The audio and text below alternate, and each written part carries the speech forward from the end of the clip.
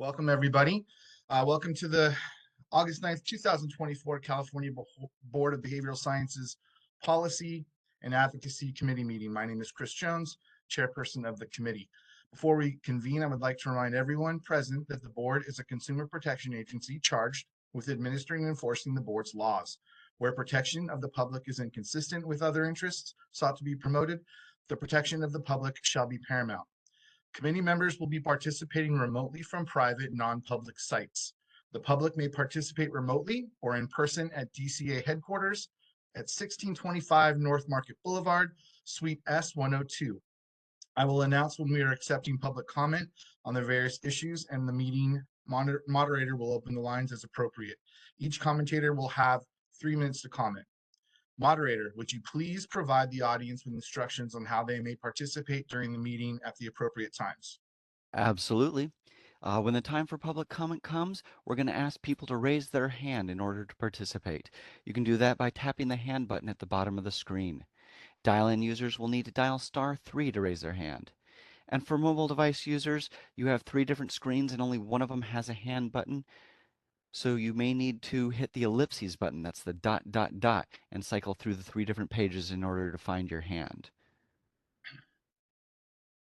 Back to you, Mr. Chair. All right, thank you, moderator. I would now like to call the meeting to order and ask Christina to call roll to establish a quorum. Christina?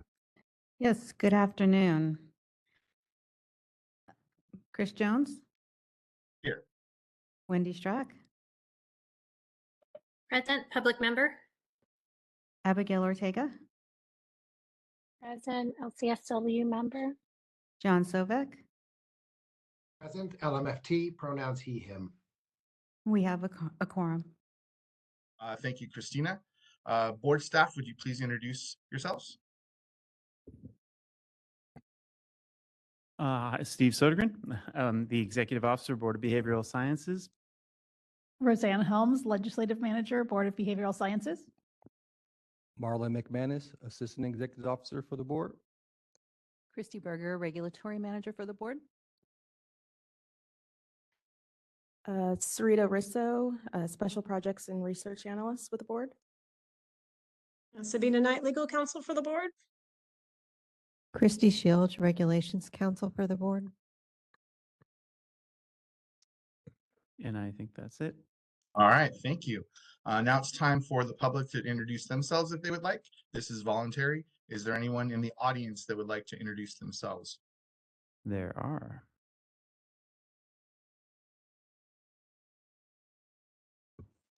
Elise Springer, a licensed marriage and family therapist, postpartum California chapter.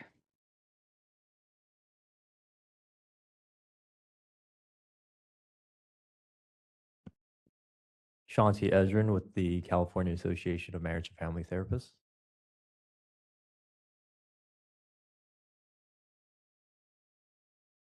Good afternoon, Ben Caldwell, licensed marriage and family therapist with High Path Education.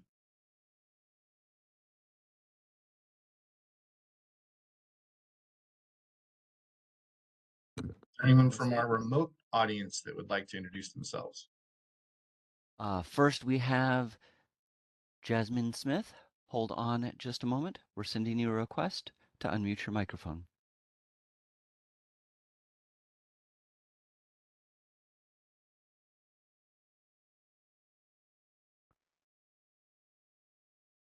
A little bit of a hiccup there. Hold on, Jasmine. We're going to send you another request. My name is Jasmine Smith. I'm a licensed clinical social worker, and I am with the California chapter of the National Association of Social Workers. Thank you. Next, we have Kathy Atkins. Hold on. We're sending you a request to unmute your microphone.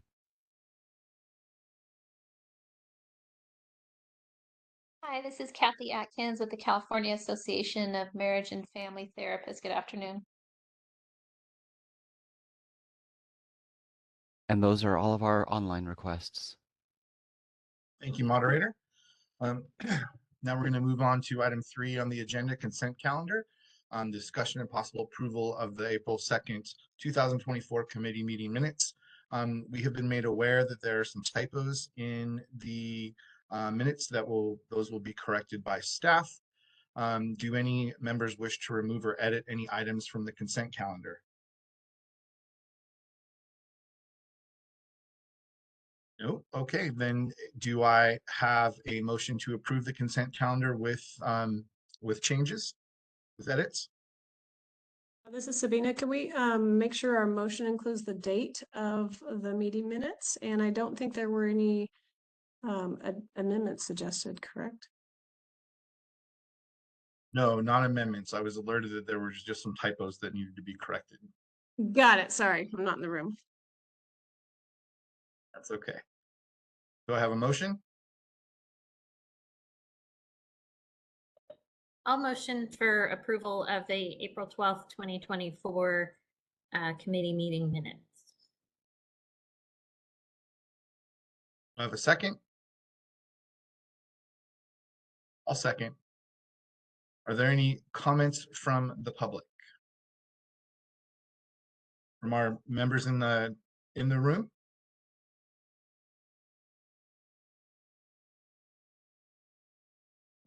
No, doesn't appear to be.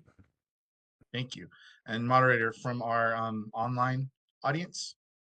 Now is the time to raise your hand if you would like to comment on the motion for approving the meeting minutes. Please raise a hand by tapping that hand button at the bottom of your screen. Dial in users dial *3 to raise a hand, and we will call on people in the order we have requests. We're going to take just a few seconds now to see if we have a request for public comment.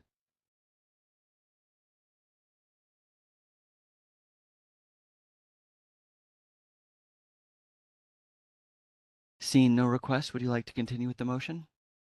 Yes, thank you, moderator. Christine, can you please take the vote? Chris Jones, Yes. Abigail Ortega, Yes. Wendy Strack, Yes. John Sovek. Yes. Motion carries. Thank you, Christina.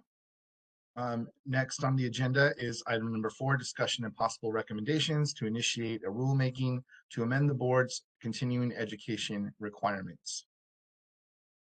Christy, would you please give us an overview?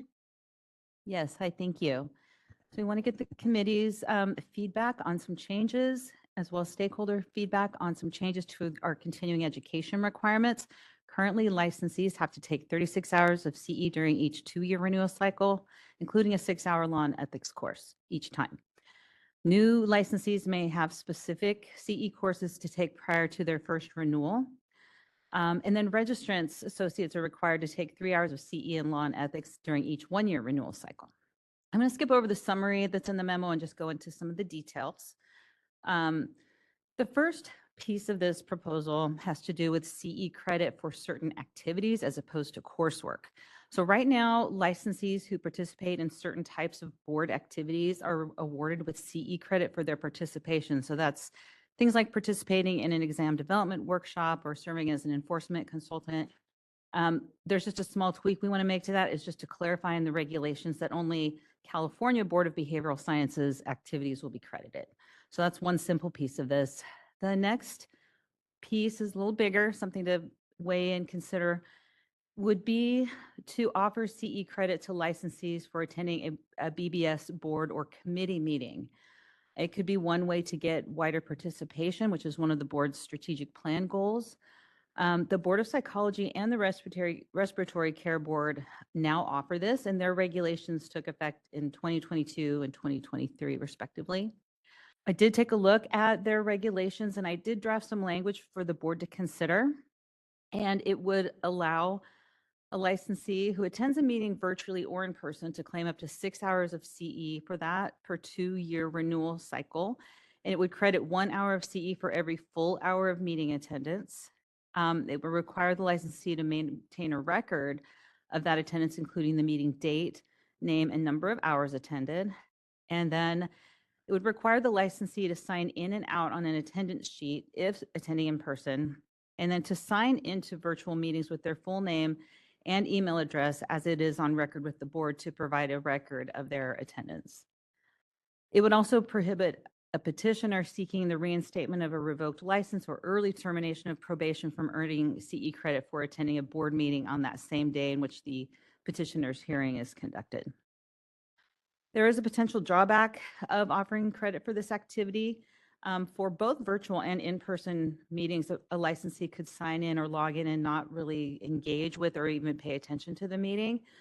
I checked into the WebEx platform that we use for virtual meetings, and it does not provide any ability to track engagement. I think I'm going to stop there so we can discuss this one because it's kind of, there's one more new thing that we want to discuss potentially offering, but it's a little different. So I would like to stop there and get some feedback on that proposal. Christy, what do the other boards do for their remote participants as far as tracking whether or not they're engaged or not engaged? They don't have any way to do that either. So, they obviously, talked about it. I mean, I don't know how much they talked about it, but, it had to be, it's something that, is probably something they would have considered, but I didn't see anything in there. It would have to be in their statute or regulations if they were going to actually track that, and there is nothing in them. They allow it? They do allow it, yes, they do. It's just something to be aware of that, that is a potential, there is a potential for abuse of that. So this is Christy Shields, Regulations Counsel for the board. So these amendments track regulations that have been adopted by the Board of Psychology, the Respiratory Care Board, and the Board of Chiropractic Examiners, all of which allow this. And I guess and Pharmacy Board does as well allow CE for attendance. And I think they kind of started this whole discussion because the goal was to get more public participation and engagement relevant to the profession as it's being regulated by the board. And the best way to do that, in their view, was to allow attendance at board meetings so they can become engaged. I think the key was that they wanted to make sure that whatever platform they used, there was an opportunity for the person to participate actively in real time, and that's what these requirements are.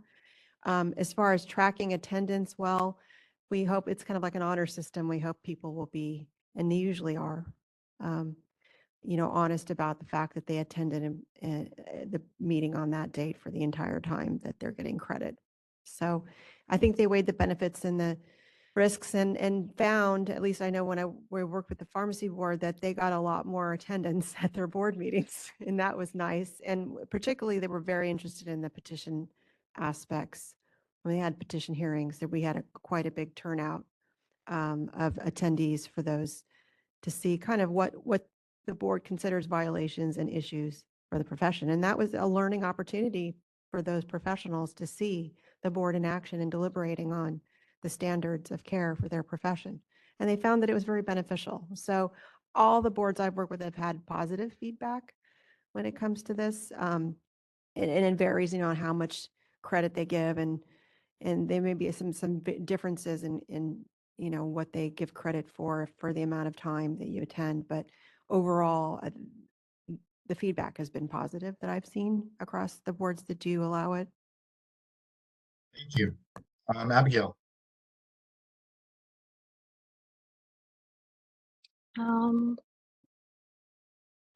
I like this idea. I think it would be great to see, right, if it would improve participation. And I'm wondering if there's if other boards have like implemented a feedback form or something that can be completed, via survey or some type of online platform that we can use so that we can evaluate, how the what their experience was at the meeting, and what any comments that they have, I think would be beneficial for them to reflect on, the meeting, and then also for us to get some comments and see how we can, like how that could create new pathways for the future meetings. So is that something that we can add?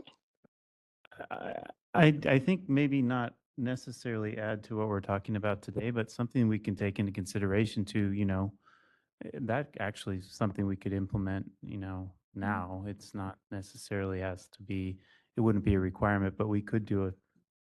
No? I think, it's always people, you do voluntary surveys and it wouldn't, I mean, this is Sabina's area, but, as far as a regulation, I wouldn't require people to complete yeah, a no. survey. Like, I think No. for some continuing education providers, they may require their attendees Yeah.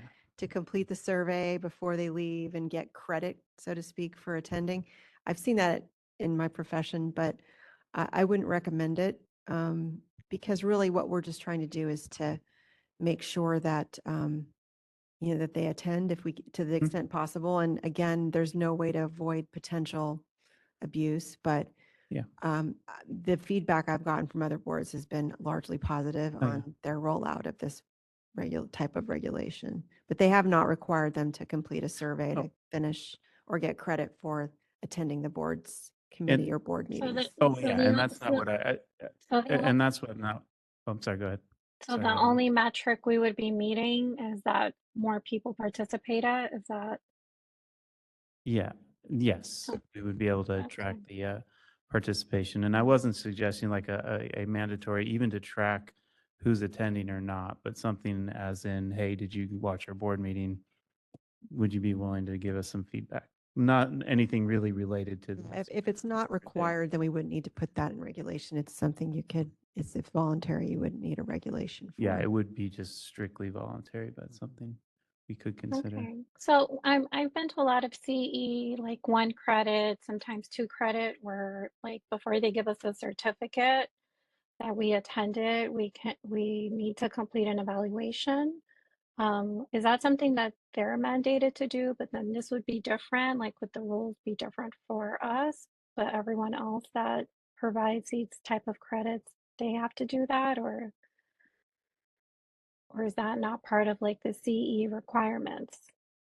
Well, I mean, I think, Christy, I'll defer to you, but I think my experience is in the providers decide whether they're going to require that as part of their course completion requirement. That's I think it decided at that level, but for the regulations that I've seen for the boards that allow CE credit for attending their meetings, it's usually just whether they were present and attended. That's all the metric they collect. They do not require them to evaluate the experience or give feedback or advice or survey them for their experience in order for them to get the credit. That has not been a requirement that I have seen in regulation. It's not currently in the proposal that starts on page, I believe, 13 or 12 at the bottom. Sorry, 12M.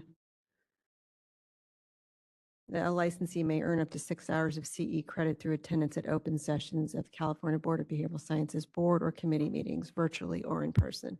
So it starts at M and goes from there, and the requirements are listed through the middle of page, 13. So Abigail, are you thinking that's a way that we could see if they were engaged? Is that Yeah, what you're because thinking? you could literally just turn your computer on and go wash dishes, or like, I mean, people do it all the time.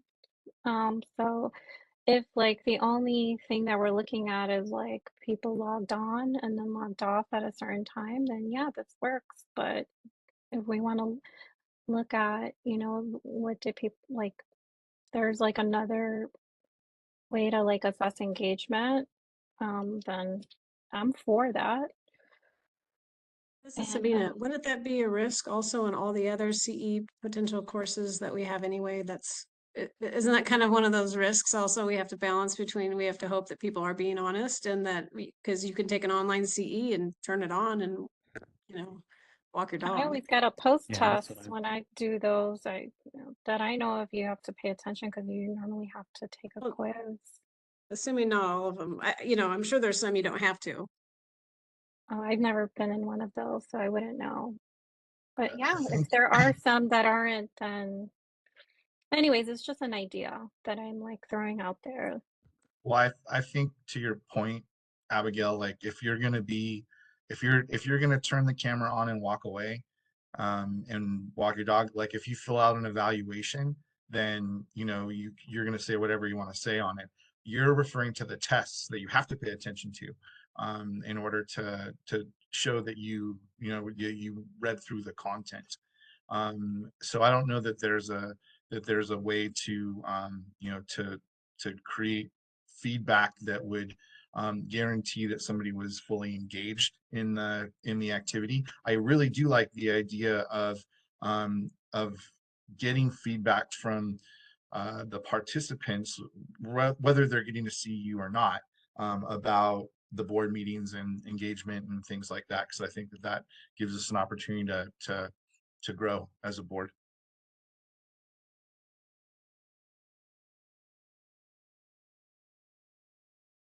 Any other thoughts or comments?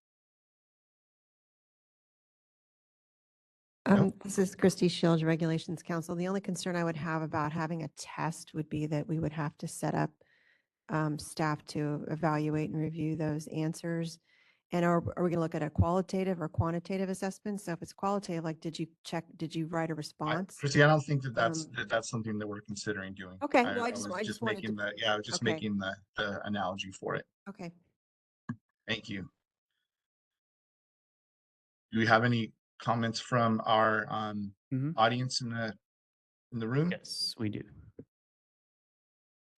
Good afternoon, Ben Caldwell, LMFT, and for the purposes of this discussion, I'm a continuing education provider. My company is approved through CAMP's approval process, which is then recognized by the board.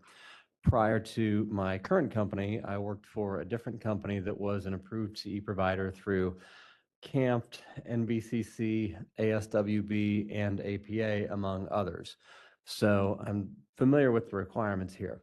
And generally speaking, while there are some nuances from one approval body to another, for a provider to award CE credit for an online activity, they have to do a survey at the end of that activity. And that survey is used just to gather data about, like, did the connection work? Were you happy with the content? Was it a valuable learning experience? That kind of thing. That's separate from a completion quiz.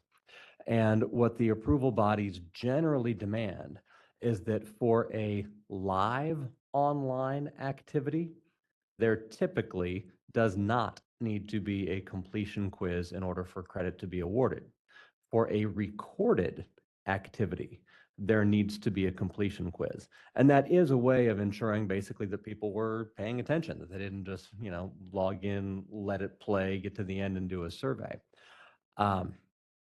Attendance at a board meeting seems like a genuinely valuable way for people to keep current on what is happening within the profession. And when you consider those CE provider guidelines, it doesn't seem like a completion quiz would be necessary. It seems like attendance should be enough. With any online activity, there's always the possibility that people are going to be inattentive. And at some level, there has to be sort of some trust and honor system there. But without, I'm not particularly pro or con for this proposal. It's more a matter of, I just want to speak to what the environment is for CE providers who are doing coursework. Thank you. Thank you, Ben.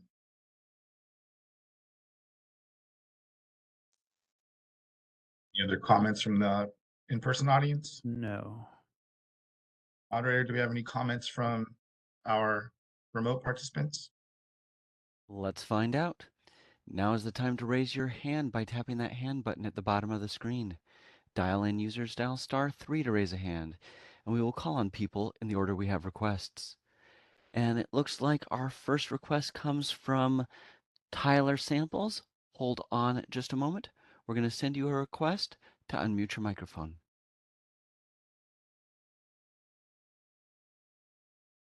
Can you hear me? Yes, go ahead, please. Okay, excellent. Hi, my name is Tyler Samples. I am a trainee MFT, and I just want to support this. I think this is my first time attending one of these meetings. I plan to do it either way, but I can say already that I find this to be more valuable than some online CEs that I've attended. This feels like I am actually receiving information about the profession in a way that grounds me to the profession. And I think it is very valuable. I look forward to telling others to attend. And I also think in terms of the concerns about people zoning out or anything like that, it seems like something that if you suddenly get an influx of 100 extra participants who are not giving any demonstration of participation, that you could later institute further checks or balances to maintain it. I think it's a really smart idea, and I think there's a lot of leeway to make it work for you as needed. Thank you.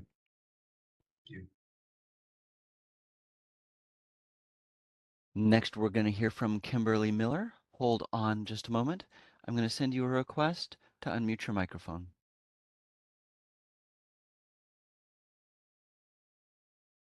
Hello, Kimberly Miller,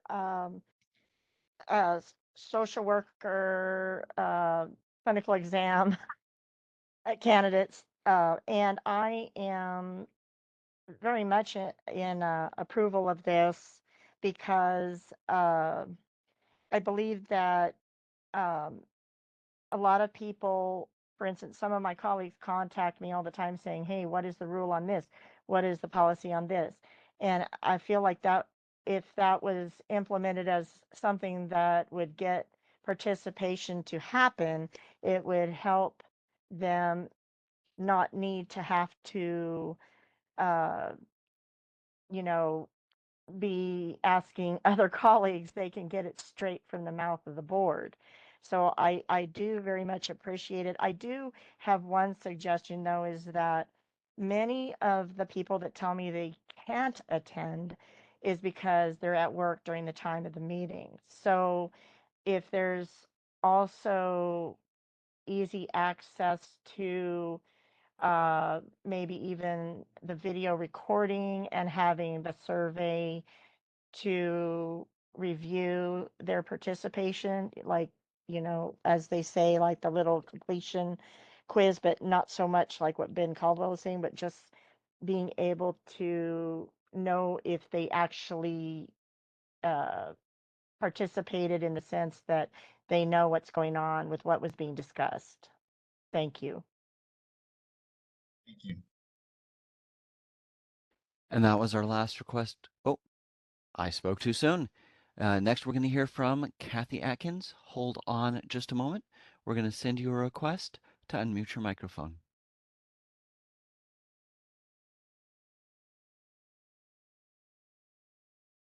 Hi, this is Kathy Atkins from CAFT. Just wanted to echo some of the comments that I do think this is an interesting way to get some supervision, or not super, some continuing education for folks, and I do think that showing up at this will get you more content to make the laws more robust and informed, and at the same time serving to give continuing education to those that you regulate. Of course, there's always going to be the person who's, walking the dog while doing continuing education, and certainly those sitting in the room right now can be doing other things, but they are hearing it, they are testifying, they're involved, they're at the table.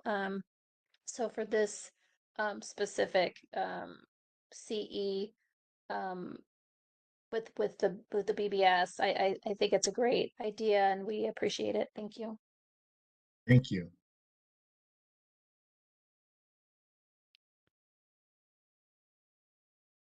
And now I think that was our last request for public comment. All right, thank you, moderator. Christy, did you want to continue with Yeah, your overview? sure. So the other piece of this that where we want to have the board consider offering CE credit is for providing direct supervision. So the Board of Psychology recently did this, offers licensees who provide direct supervision with CE credit. So I took a look at their regulations and I did draft some language for the board for the committee to consider, which would allow a licensee who provides direct supervision of an associate or marriage and family therapist trainee to claim up to 18 hours of CE per 2-year renewal cycle. So it would be hour for hour, 1 hour of CE for every full hour of supervision provided. require the licensee to maintain a record of that supervision, including the dates of supervision, the number of hours, and a copy of the supervisee's signed supervision agreement. So anytime there's supervision toward licensure, they have a signed supervision agreement. So any supervisor should have that in their records. They don't need to submit that to us unless they're audited. So that's the other component of this CE proposal. Any discussion from the board? Wait, I'm sorry, before we move on, Chrissy, you have you're taking this a piece at a time, correct? Taking it a piece at a time, yes. And Okay. there actually is more, but this is the last piece of board offering CE. This is the last piece of that section. Right, but as far as the agenda item goes, there's other things that we'd be There's voting more, on. yes. Right, okay, excellent, thank you. But yeah, if any- there's some feedback on this specifically, the supervision piece, that would be great. Any feedback from the board? Any questions or comments? Mr. Sovek. I'm 100% in favor of adding this into our process. Supervisors do a lot of the grunt work in trying to develop our new therapists in the community, and they're often underpaid and overwhelmed in the work they have to do. And I think this is another beautiful way to recognize the hard work that they're doing. Thank you, John. Any other comments from our committee? All right, how about comments from our audience members? Yes, we have some.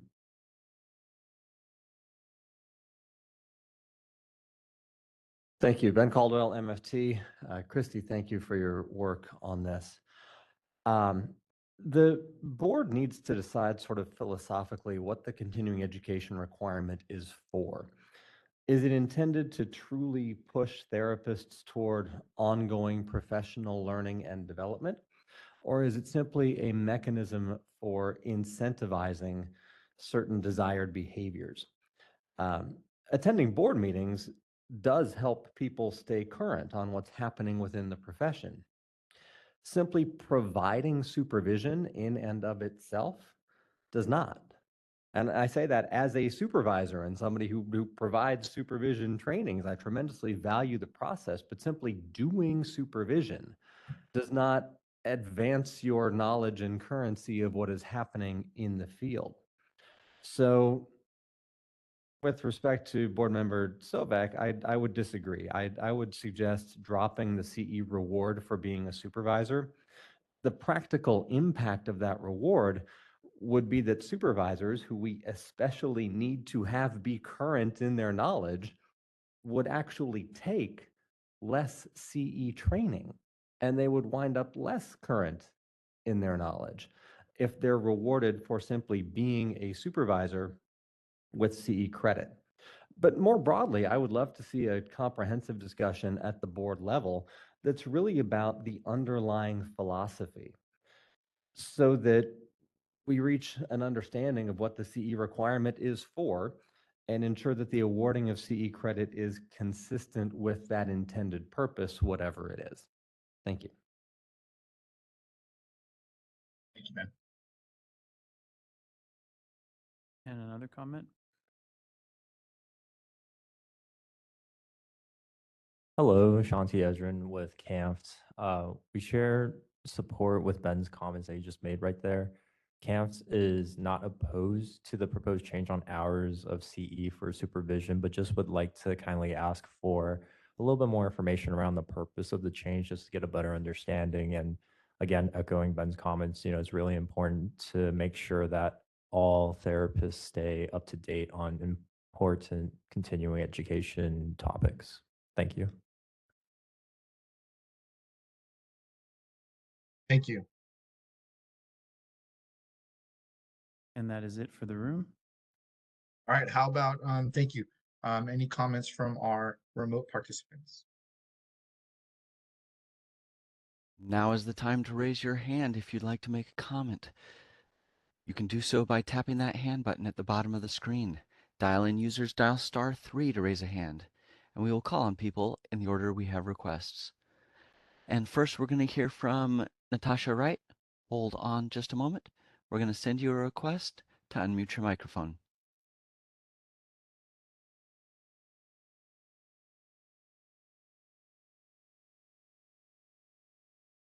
Hello. Hello, go ahead, please. Hi, Natasha Wright, LCSW here. I'm a relatively new supervisor, been doing supervision for 2 ASWs for about 2.5 years. I feel like providing supervision and my own continuing education are sort of two different activities for me, and I really value continuing education. And I don't particularly feel like 36 hours every 2 years is a burdensome requirement. I wonder if there are other ways to incentivize people to participate in supervision. If perhaps there may be a program that can be developed to provide scholarships for continuing education for supervisors or something along those lines. Thank you. Thank you. And that was our last request for public comment. Thank you, moderator. All right, Chrissy, you want to continue? Yes, except for I kind of want to hear from the committee members a little more now that we've taken some stakeholder feedback on the supervision. Well, I'll let John start, and I'll continue after John. Okay.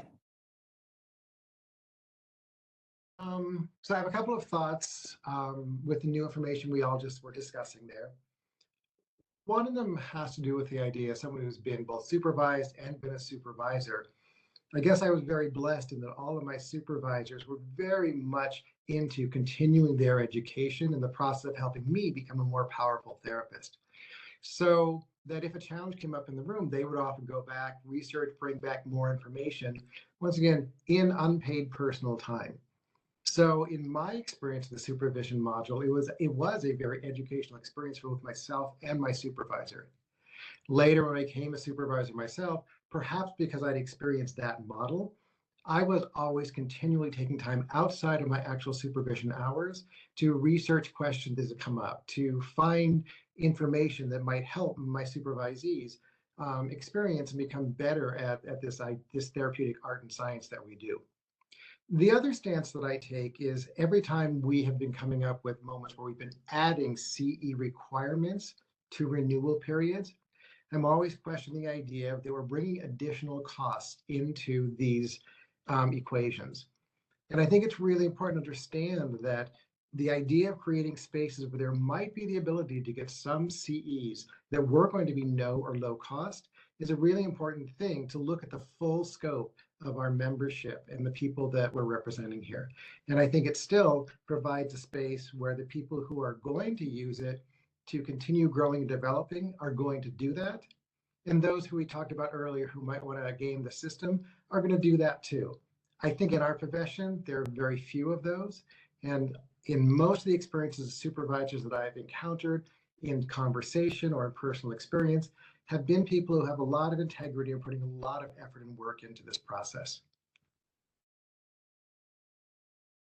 I'm going to echo with John. I've been a supervisor for most of my career, and if I don't stay up to date on the most current trends and practices within my profession, then I'm of no use to my supervisees. So I would disagree with Mr. Caldwell on this one.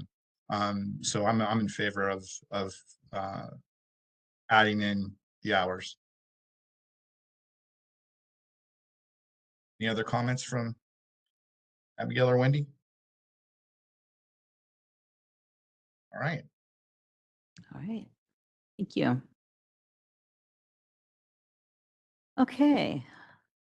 The next component of this proposal, right now licensees can request a temporary waiver of their continuing education requirement with the exception of the 6-hour law and ethics course when either for 1 year during their current renewal period they had a physical or mental disability or medical condition that substantially limited one or more life activities and caused their earned income to drop below a certain amount as set forth by the Social Security Administration. Or for at least 1 year during their renewal period, they were the primary caregiver for an immediate family member who had a total physical or mental disability. So that's an existing process. It's not used. It's hardly ever used from what I understand. We do get a few. But because we're looking at the CE regs, we wanted to work on a few pieces of this language. One is to clarify that registrants are not eligible for a CE waiver. We recommend this because they only have to complete 3 hours of CE per year, and the topic is law and ethics. Even licensees can't waive their law and ethics. And it's an important area of maintaining competency where there's increased risk of harm to the public. This proposal would allow other types of licensed healthcare providers to provide verification of the disability or medical condition. Right now, only a physician or a psychologist is allowed, to give some greater flexibility in who can verify it. And then there's some changes to the forms. This is the one situation where the actual form is part of our regulation. So if we want to make any changes to the forms, we have to show it in the proposal language. So there's nothing really notable in that. They're just mostly technical changes. But any feedback on those changes?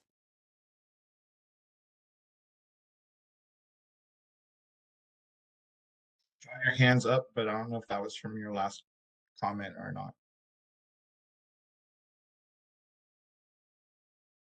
Both. There we go. All right. Any other comments from our committee? How about comments from our audience members? It does, oh, yep, we do have one.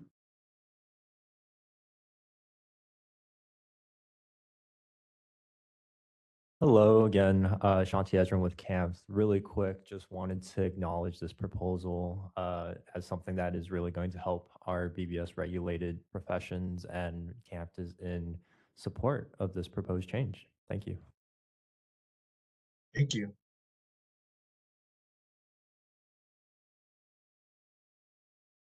And that's it. Thank you. Any comments from our remote participants? We are now open for public comment via WebEx. If you'd like to make a comment, please raise a hand by tapping that hand button at the bottom of the screen.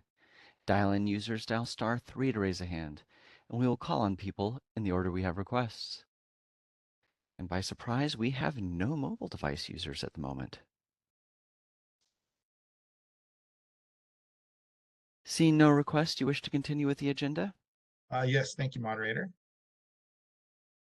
Okay, the last piece is really minor and technical regulation cleanup and some clarifications. Mostly it's either just striking outdated language or adding registrants in to the sections where it's pertinent for them to be added, because it was legislation that specified that registrants take that 3 hours of CE per renewal cycle.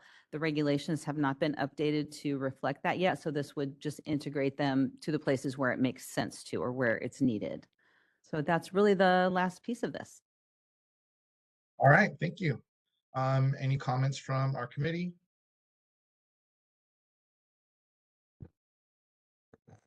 Any comments from our audience members?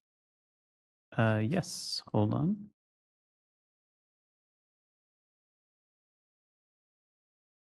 Hello, Shanti Ezrin again, CAMPT. I may have missed this in the presentation, the meeting materials, but just wanted to confirm that with all the proposed changes that were discussed today, licensees still have to take that 6 hours of required L&E every renewal period, right? That's correct. Okay, great. Thank you so much.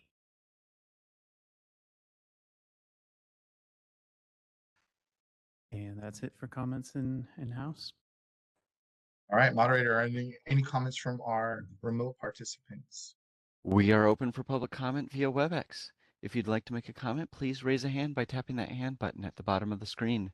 Dial-in users dial *3 to raise a hand, and we will call on people in the order we have requests. We're going to take just a few seconds now to see if we have a request for public comment.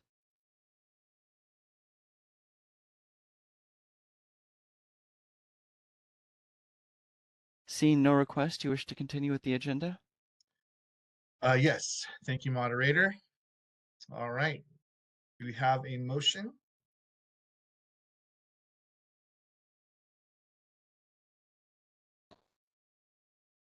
All right, I will this is motion. Sorry, go ahead, Christy.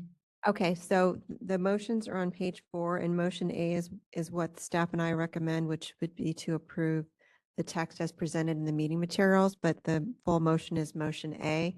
Motion B would be if any of the members would like to make any changes to the proposed text before recommending it to the board.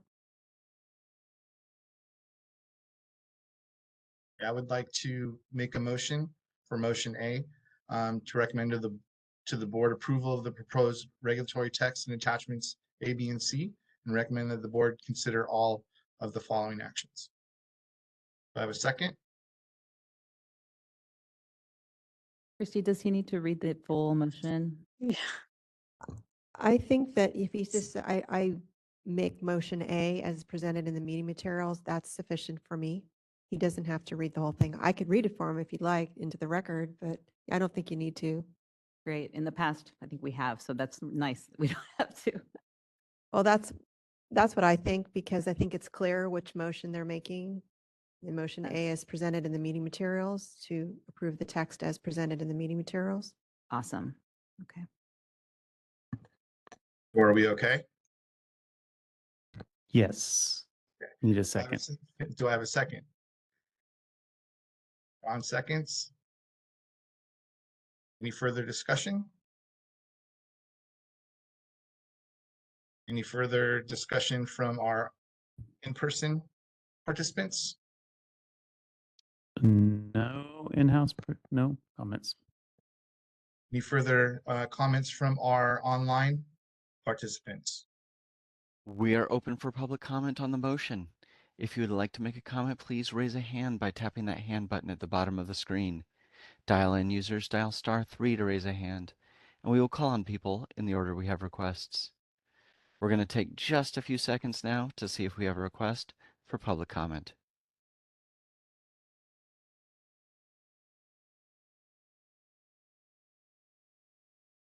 Seeing no requests, do you wish to continue with the motion? Yes, thank you, moderator. All right, Christina, would you take the vote? Christopher Jones, Yes. Abigail Ortega, Yes. John Sovek, Yes. Wendy Strack. Yes. Motion carries. Thank you, Christina. All right, next on the agenda is item number 5, discussion and possible recommendations regarding statutory and regulatory amendments to accept the American Association of Marriage and Family Therapists Regulatory Board's clinical examination for California licensure. Roseanne, would you please provide us with the overview? Yes, thanks, Chris. So right now, as we've discussed previously, to become an LMFT in California, it's mandatory that an applicant passes the board-administered LMFT clinical exam. That exam is developed by the board with the assistance of the Department of Consumer Affairs Office of Professional Examination Services. In contrast, all other states for MFT licensure require the Association of Marital and Family Therapy Regulatory Board, also known as AMFTRB, their Marital and Family Therapy National Examination, which we refer to for shorthand as the AMFTRB National Exam. The board has already adopted national clinical exams for the LCSW and LPCC professions, but not for the MFT professions so far due to past concerns about the comparability of that licensure with the environment in California, compatibility of that exam with licensure in California. But goal 2.3 of the board's current strategic plan seeks to explore the feasibility of adopting the AMFTRB national exam for LMFT licensure. So that's what we've been doing thus far. At our May board meeting, the board discussed potentially accepting the AMFTRB's exam, and the board voted to begin the process of pursuing legislation and/or regulations to accept the exam, assuming some specific conditions and concerns are met. So the board directed staff to work with legal counsel to draft legislative or regulatory language necessary to adopt the national exam. And also, while doing that, work on collaborating with AMFTRB and addressing some concerns such as exam content and measurement scope, accessibility for testing candidates, for the transition process, working with DCA on an automated system to allow to accept exam scores. And so those conversations are kind of going on and while we're also looking at legislation and regulations. So the first part of the board's request, which was to look at the potential statutory and regulatory amendments, that's something that I've done now. I've consulted with our legal counsel and our regulatory counsel on what the current law and regulations say. And we have made the determination that both statute and regulatory amendments will be necessary in order to adopt the national LMFT exam.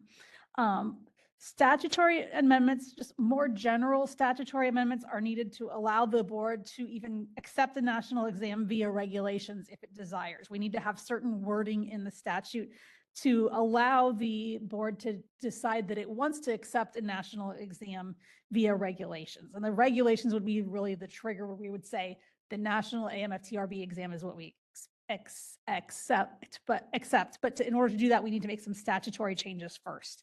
There's a couple of reasons to that. For example, there's a clinical exam fee in statute that's we need to change the wording to allow a national exam entity to charge the fee they determine necessary. The statute currently allows the board to charge $250 for its clinical exam, while AMFTRB currently charges $370 for its exam. So that would be a problem.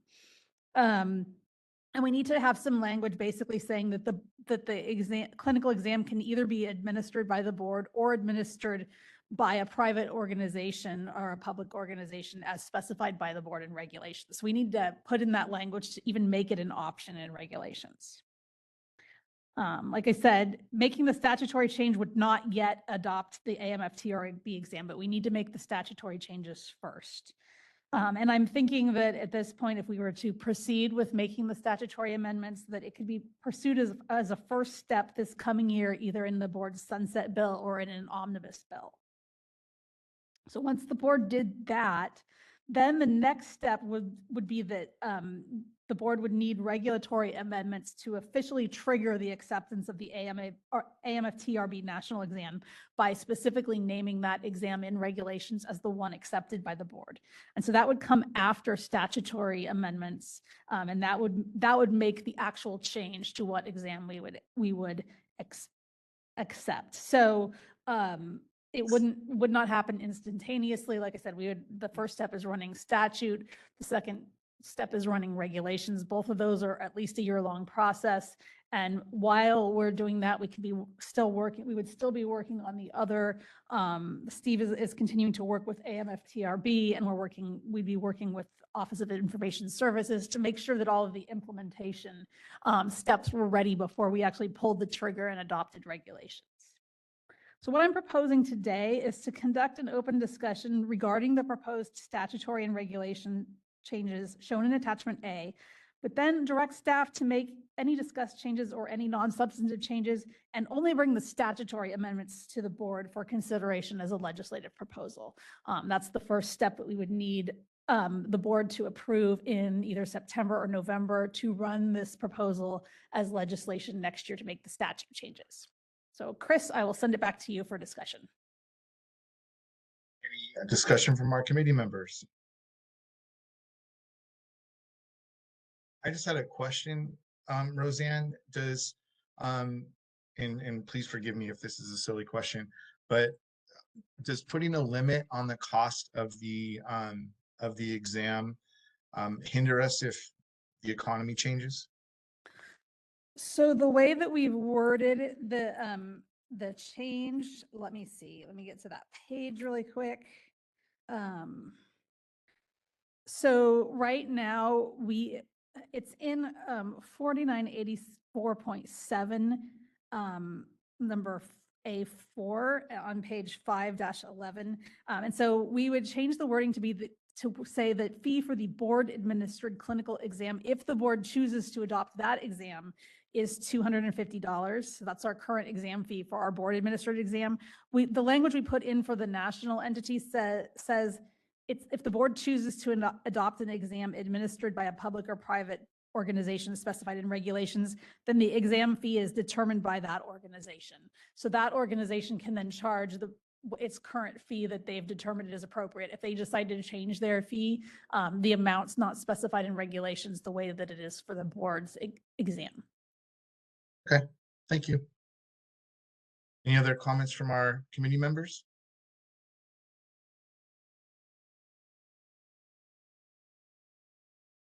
John looks deep in thought.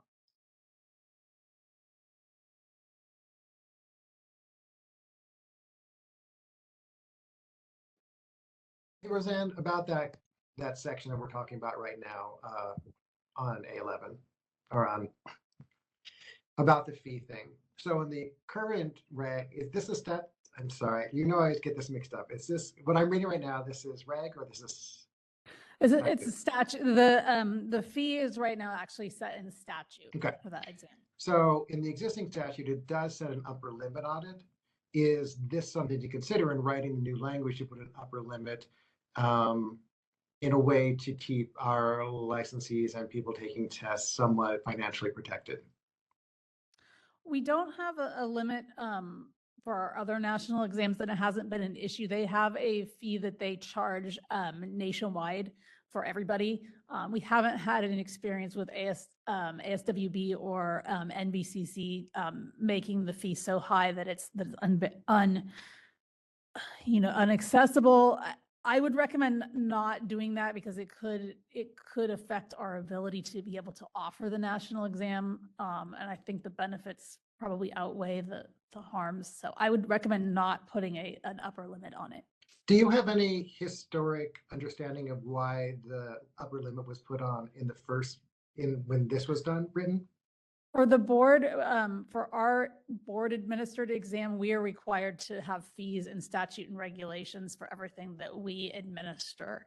So that's my understanding of why we have that fee specifically named. If we need to change our fee for something that we develop, the costs have to be proportional. So we're required to do a statute or a reg change to change our fees. But if we're accepting an outside entity, I believe that the same does not apply. And I think the upper limit was established through our, we did the fee analysis, and that's what they brought up, the fee analysis. That was $300, between $200 to $300 was the range that they came up with. Okay, thank you. Any other comments? All right, we'll take comments from our in-person participants. You have some comments? Thank you, Ben Caldwell, MFT. Roseanne, thank you for putting this together. The language looks great. It's a good and necessary step toward adoption of the national exam. Thank you.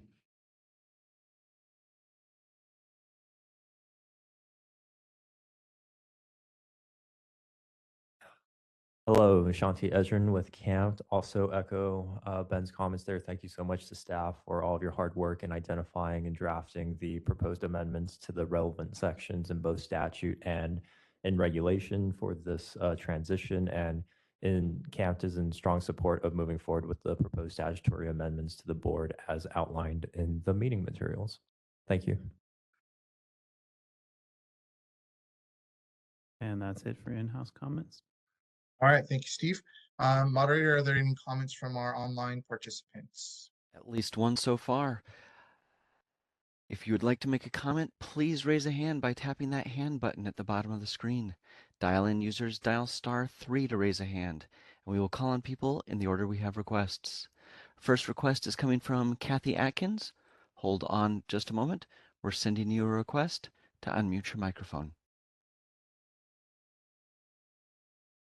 Hi, this is Kathy Atkins from CAMP. I just wanted to take the opportunity to also say thank you to Roseanne and Steve, the committee and the board for the continued help in moving this forward, recognizing there's still some discussion to be had, but we really appreciate it. We really think it's going to be a great move for the MFTs of California. So thank you.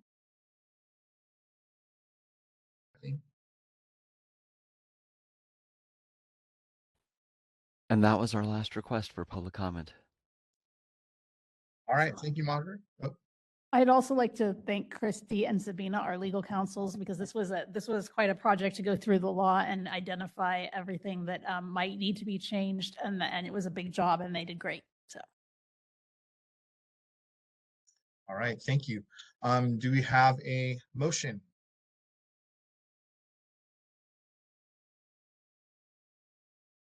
Oh, the motion would be to direct staff to make any non-substantive changes and bring the statutory amendments to the board for consideration as a legislative proposal.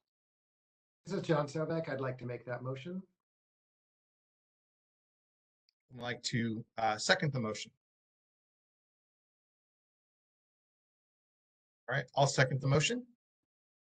Any further comments from our committee? Any further comments from our in-person audience? No. Any further comments from our online participants?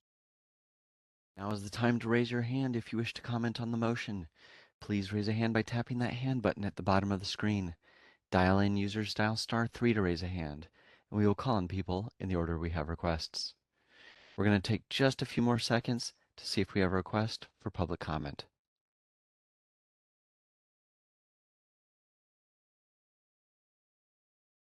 Seeing no request, do you wish to continue with the motion? Yes, thank you, moderator. All right, Christina, would you take the vote, please? Chris Jones, Yes. Abigail Ortega, Yes. John Sovek, Yes. Wendy Strack. Yes. Motion carries. Thank you, Christina. Next on the agenda is item number 6, discussion and possible recommendations regarding licensing requirements for licensed educational psychologists. Roseanne, would you please provide us with the overview? Yeah, so this discussion actually has two parts. First, we're going to discuss proposed statutory amendments, and I'm going to do that piece. And then I'm going to turn it over to Christy after we open the discussion for the statutory amendments. And she's going to talk about some regulation amendments that we're also working on that would follow any potential statutory amendments. So like I said, I'll start and then Christy will follow. So attachment A shows the proposed statutory amendments we're proposing for the LEP license type. And they fall into 3 categories where we wanted to make clarifications. First, we wanted to specify the experience requirements in greater detail. We wanted to clarify requirements for in-state versus out-of-state school psychologists because the law doesn't currently address how, whether or how there's a pathway to licensure for somebody with out-of-state experience. And then finally, we need to add an age limit to the passing score on the LEP exam. So I'm going to talk about each of these. So right now we have our specified requirements for LEP licensure. It's 60 semester hours of post-grad work in pupil personnel services, and then 2 years of full-time or equivalent experience as a credentialed school psychologist in public schools, and then either a year of supervised professional experience in an accredited school psychology program or 1 year of additional full-time or equivalent experience as a credentialed school psychologist in the public schools under an LEP or a licensed psychologist.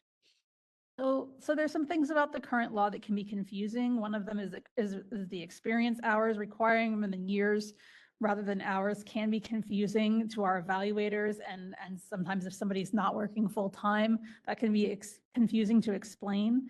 A school year doesn't equate to a full calendar year. And additionally, applicants may have worked part-time. So school districts use school terms and school years to measure work time, not hours. And this can make it difficult to assess experience for LEP applicants in the same way that we assess experience for our other types of applicants. So we've proposed including some definitions in the law, and they're based on definitions in the education code, particularly where they are is kind of in a weird place in the education code. They're talking about in the retirement section, but we thought that the definitions were meaningful for this case, so we decided to propose bringing them into our law. So we proposed adding a definition of a school term, which basically means a minimum of 35 weeks beginning the first day and ending the last day creditable service is required to be performed by a member employed on a full-time basis, excluding periods that have been excluded pursuant to a publicly available written contractual agreement, which I'm assuming means things like summer break or winter break. And then the school, it talks about the school term is also the same for someone who's not employed full-time. And then we also propose adding a definition of full-time and equivalent to full-time that's in the education code. And the definition of full-time is 175 days per school term, or a minimum of 1050 hours per school term. And then the definition of full-time equivalent means days or hours of service that a person who's employed part-time would be required to perform in a school term if they were employed full-time in that part-time position. So we're proposing that so that it adds a little bit of clarity in exactly what we mean when we're throwing around the term year currently, because that can be interpreted in number of different ways. So the other thing that we're doing in this part of the proposal is specifying that required experience as a credentialed school psychologist be gained over a period of at least 1 or 2 school terms, depending on which section of the law we're currently talking about, where right now there's a section where 1 school year is required and a section where 2 school years is required. We propose specifying that all required experience as a credentialed school psychologist be no more than 6 years old prior to filing the application for licensure. And we propose clarifying that the required year of supervised professionals experience in an accredited school psychology program must be 1,200 hours instead of 1 year.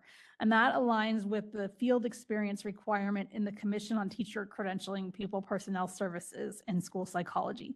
So because they're doing that particular piece is done in hours, we feel that it's reasonable to say 1,200 hours here too. Whereas when they're actually in the school setting, it's not measured in hours anymore. And note that we did not place a minimum time to gain hours on of 1 school term, and we didn't specify a maximum age for the supervised experience in the school psychology program, because somebody might be coming here due to with an older degree, and having an age limit on that, in that case, on the actual in-school experience is not something that you can remediate, so an age limit is not appropriate there. Staff has also specified that experience gained as a credentialed school psychologist may be gained either in the public schools or another school setting as specified in regulations. And what we're doing there is current law states flat out that the experience must be gained in public schools. But regulations then go on to specify that right now that experience in a parochial or private school may be acceptable at the board's discretion. And it doesn't define what board's discretion is, and so it's a little bit confusing what we'll accept. So staff is working on regulations, which Christy's going to talk about in a few minutes, to specify in more detail what parochial or private school experience is acceptable. However, to even allow us to accept parochial or private school experience, we need to say in regulations that that we have the authority to specify that non-public school settings are allowed in order to establish that regulatory authority in the first place. So the last piece of this particular part, which is specifying the experience and required detail in more detail, is staff does have a question of, do the amendments need to specify that the required school terms of experience as a credentialed school psychologist need to be gained where the credential was current, active, and unrestricted? Or is that kind of implied and not necessary? It's not currently specified in the law, so we wanted to make sure we covered all of our bases by discussing that now, just in case. So I think I'll open it up for discussion. I still have 2 other pieces of the legislation that I wanted to discuss, but let's talk about that piece right now. Okay. So with regards to the, sorry, I was looking for the credential being current, active, and unrestricted. I don't know if that language is necessary, because it would imply that, it needs to be current, active, and unrestricted for them to be working.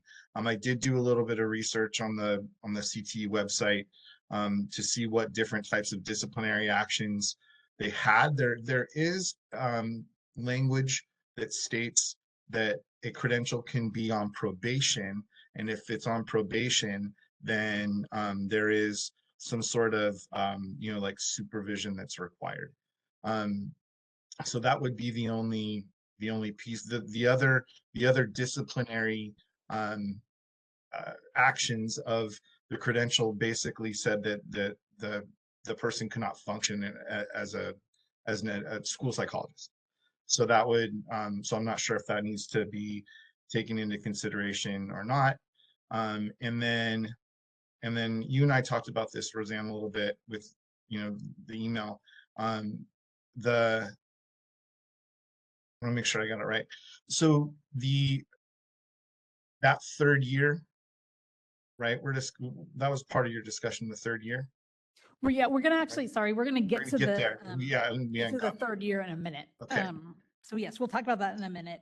No, so that was my only not pause, but my discussion point was with the unrestricted credential. I think as long as that's addressed and this, equivalent to what we do with our associates and licensees who are on probation, then I think we're okay. Yeah, I'm leaning toward we don't need to say that it's current, active, and unrestricted. I think current and active, if they're working, it kind of implies that.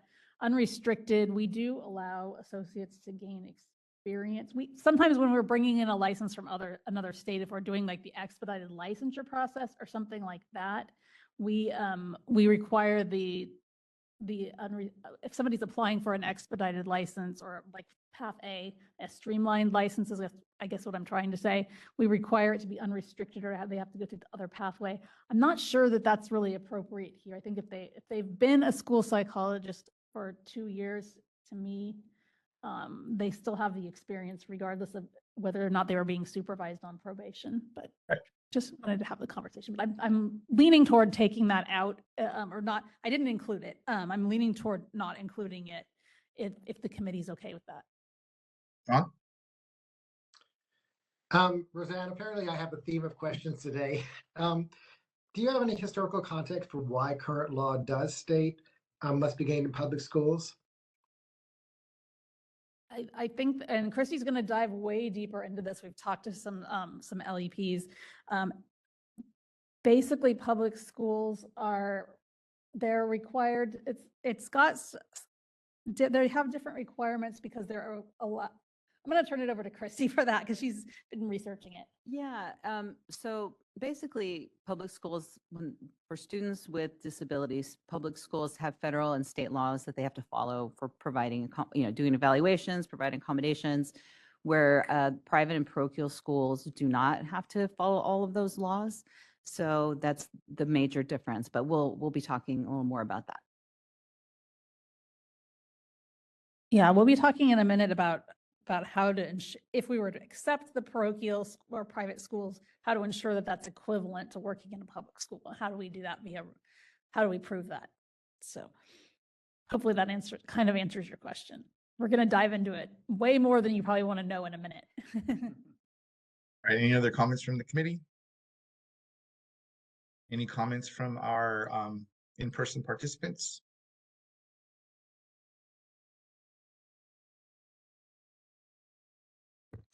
No.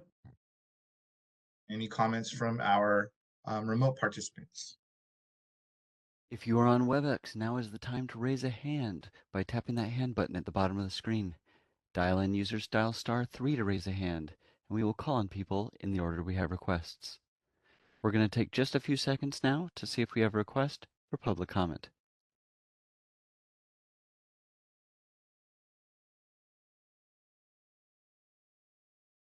Seeing no request, do you wish to continue with the agenda? Yes, thank you, moderator. All right, Roseanne and Christy. Yeah, so I'm going to go on to the second part of the second piece of that the legislation is changing or clarifying, and that's clarifying requirements for in-state versus out-of-state school psychologists. So statute does not currently specify if the experience as a credentialed school psychologist must be done while holding a California credential in a California school, or if it can be from another state. It also doesn't specify whether the additional year of experience must be California specific. So we are proposing language in attachment A that basically specified if the required 2 school terms of experience was not gained with a California credential in a school in California, Then an additional 1 school term of experience must be gained with a California credential in a school located in California under the direction of either an LEP or a California licensed psychologist. And the reason for this is we've been getting more questions. We've up until the past year or so, we've never really gotten questions about whether somebody can from in another state can qualify straight out for the LEP. Because there's not as many LEPs, it just hasn't come up in the past, but it's starting to come up more often. And so the law doesn't address that, so we need to clearly address that. The proposal also clarifies that for credential holders, 1 school term of additional experience under the LEP or a licensed psychologist must be under the direction of a California licensor. So I do have a question, and I know Chris has a question or a possible change as well, but I do have a question whether the experience, when we've worded the language in A5, it says 2 school terms of full-time or equivalent school experience as a credentialed school psychologist in a public schools. My question is that, and this might be a little bit of a silly question, but does that wording allow somebody, is somebody from another state going to have something that's called a credentialed school psychologist from public schools? Are they going to even be able to meet that requirement? Or do we need to put different wording there so that they can qualify if they're coming from another state? I don't know if other states might call their school psychologist credential something else. Looks like a lot of states call it that from what I looked, but it's a little bit of different process. So do need some feedback on that. Sometimes they're actually called licenses. So I know, and I only know this, I have a friend, school psych friend that just moved to Tennessee, and they don't call it a credential, they call it a license, although it doesn't allow them to practice outside of their school, out of public schools. So different terminology, but the same meaning. Okay, so maybe we need to have some language in there, or if a experience as a credentialed school psychologist, or if out of state, or equivalent out of state. I think that would cover it. Equivalent out of state license or credential. Yes. Okay. I haven't heard it called anything other than a credential or a license. So I guess my question is though, what is equivalent? Are you going to say it's got to be a 1-to-1 equivalent or substantially similar? So when we're doing analysis of what's equivalent, we have to say whether they have to have the same scope of practice as our licensees do in this state, or whether they have to have a substantially similar one. And again, what is substantially similar? But I guess that's my question for the committee is, would they be comfortable only if the scope of practice matches our license in this state? The scope of practice for a school psychologist is fairly consistent across the nation.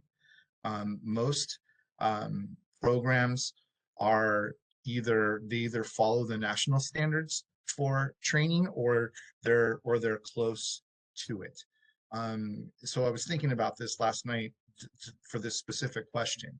An example I can give is the portability of credentials across the country is much easier for school psychology than it is for LEPs, because there's only 2 states that have LEPs, but for the licensed people also. It's much easier for someone to move from state to state with a credential to practice school psychology because the skill sets are quite similar. The biggest differences are the state laws, because there's a national standard, a federal standard, I'm sorry, for the practice of working within special education, which is where most of school psychologists work. And the states then have to meet that minimum federal standard, and then they can make changes as they see fit for becoming more restrictive. So I would be comfortable with that, understanding how national training goes. So would it be psychologist or other comparable authority to practice, something like that? Well, the years of experience required to get the license require you to be a credentialed school psychologist. So like I said, some states call it credentialing, some states call it licensed, but it's the same thing. What if we just said experience as a credentialed or licensed school psychologist? Would that work? I think that would work. Keep it simple. Yeah, let's keep it. I like that.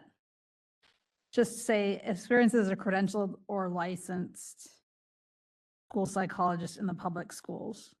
And then because license is the only other term used, if somebody happens to be called a licensed school psychologist, then we don't have to do regulations, which Yeah. I'm trying to avoid. exactly, and we don't have to reject them because of the Right. one word difference because we covered it. So, Chris, are you good with that? Yeah, that sounds fine to me. Like I said, I haven't heard of another term other than credential or license. Ms. Knight, are you in agreement with that change? Absolutely. The simpler, the better. I like it. Okay, all right, questions resolved. I know that we're open for public discussion still on this piece, and I know that Chris has a change that he would like to request. So I'm going to let him explain that, and then we'll continue discussing. Okay, so the third year requirement, and I know this is where it gets a little tricky. You have to have those 2 years, right, of working as a full-time school psychologist. Then for the third year, you can either use your internship year or you can work under the supervision of or the direction of an LEP. So in the current language that that Roseanne has drafted, it says that if you're coming from out of state, you have to work. That third year has to be working under the direction of an LEP. My suggestion would be to allow that third year to be the internship, if that internship was conducted here in California, because I think it would achieve the same goal, which is to spend a year in California, understanding California laws. So that was my opinion on it. I know that there are many people that work, get their training in California and then move to another state to practice for a variety of different reasons. So, is that a fair summary, Roseanne? That is a fair summary, and I think that we can reword. So I think that we can make 7 look a little bit more like 6. So 6 would be basically for people that completed their completed the experience while holding a California. So basically, let me reword. So if 6 is going to be for people who did number 5 in California, 7 would change to be the options, and there would be 2 now for people who did number 5 out of California. And so I can reword that particular language. Perfect. Thank you. Okay. Any other comments from the committee? Christy has a comment. Christy? Yeah, so this, we had some offline feedback about this proposal, and I wanted to, since we're talking about this third year, whether it's in-state or out-of-state for this being supervised by an LEP, the statute says, or a psychologist licensed by the Board of Psychology can also supervise. But we had someone tell us that psychologists licensed under the Board of Psychology really don't work in the schools anymore. This is a very old statute, and they're thinking that maybe at that time there weren't many LEPs. That was added as an option. So I'm just curious, Chris, if that's been your experience as well, and if that's something we need to flesh out a little bit. It's very uncommon for sure, but here's why I would like to keep it, because if you look at the your internship opportunities, you can do half of your internship in a clinical setting, like a hospital or someplace like that that would allow you to assess and do counseling and things like that. In that setting, you may have to be under the supervision of a clinical psychologist if there's not an LEP that is, that is working in the hospital. So it would, or the clinic. So it doesn't, that internship year doesn't have to be all in the school. Half of it or up to a certain number of hours can be in an alternate setting. If that would be the case, then allowing for a clinical person to provide that supervision would be appropriate. Well, this would not be for the internship. This is for the third year of, under the direction of, in a school. So it would be a school setting. Oh, just for that one. Okay. So Yeah, just for that piece. So she was saying they don't really work in schools anymore. Maybe they do here and there. And I guess if they did work in the school, they would have the knowledge to do it. But she was saying it really doesn't happen in her no, experience. a clinical person wouldn't be working in a school as a school psychologist. So if you're talking about not the internship year, but that third year under the direction of the LEP or a clinical psychologist, I don't think that it needs to say clinical psychologist anymore. Yeah, her concern was they wouldn't necessarily know all the laws. No, they wouldn't understand unless you are working in a school and understand education. You're not going to know the special education laws or ed code. Thank you. Okay, we'll strike that as well then in 6B and in 7. Let me just make sure. Yes, 6B and 7. Okay. All right. Any other? Oh, sorry. Yes. Oh, no. Are we going back to the public? Or going back to Yes, comments? we need to go back to I was jumping ahead. Sorry. It's okay. Any other comments from the committee? Any other comments? Any comments from our audience participants? It looks like there's no comments on in-house. Any comments from our online participants? We are open for public comment via WebEx. If you'd like to make a comment, please raise a hand by tapping that hand button at the bottom of the screen. Dial in users dial *3 to raise a hand, and we will call on people in the order we have requests. We're going to take just a few seconds now to see if we have a request for public comment.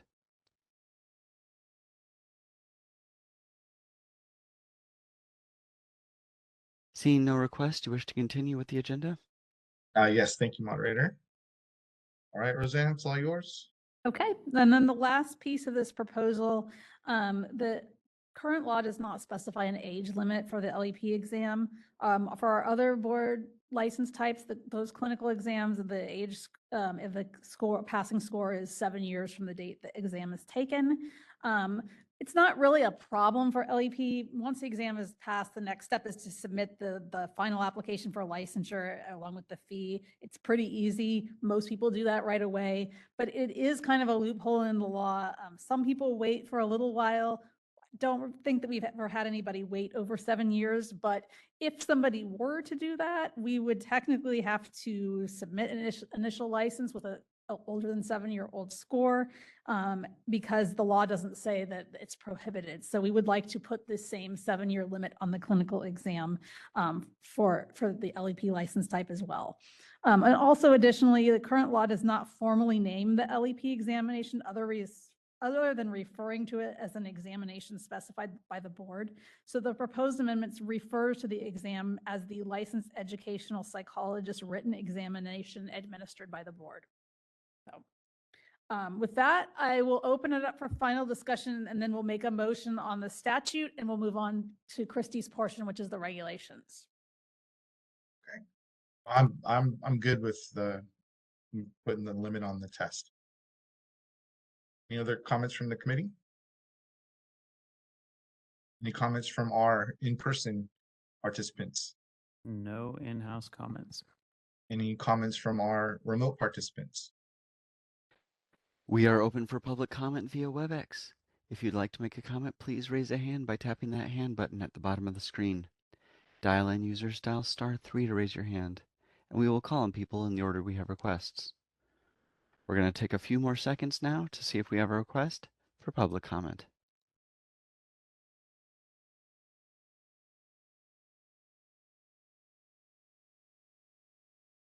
Seeing no requests, do you wish to continue with the agenda? Yes, thank you, thank you, moderator.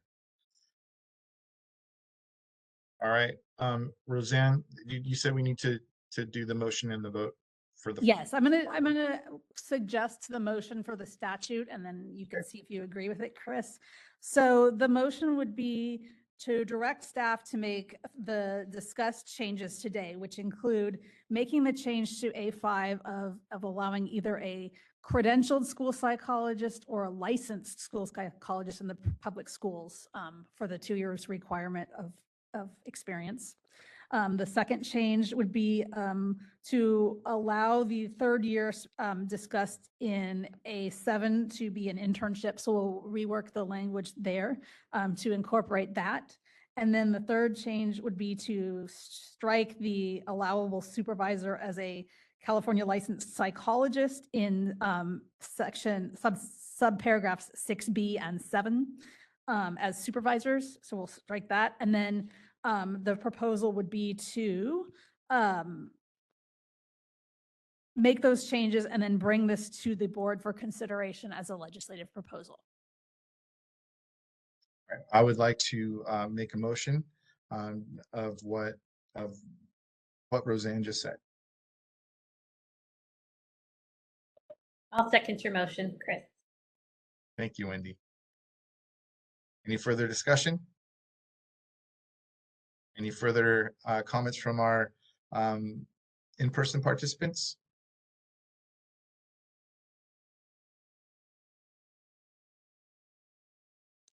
Nope. None here.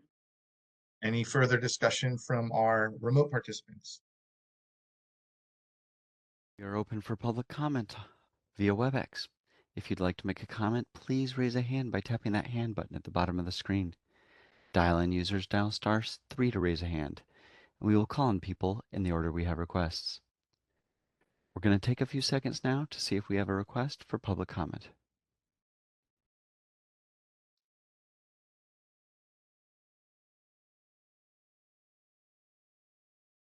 Seeing no request, do you wish to continue with the motion? Yes, thank you.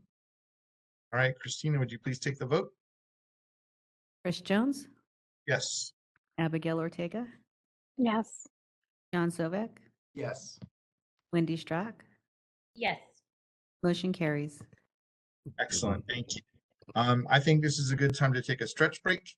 If we would like to give everybody 7 minutes, and we'll come back at 2:40.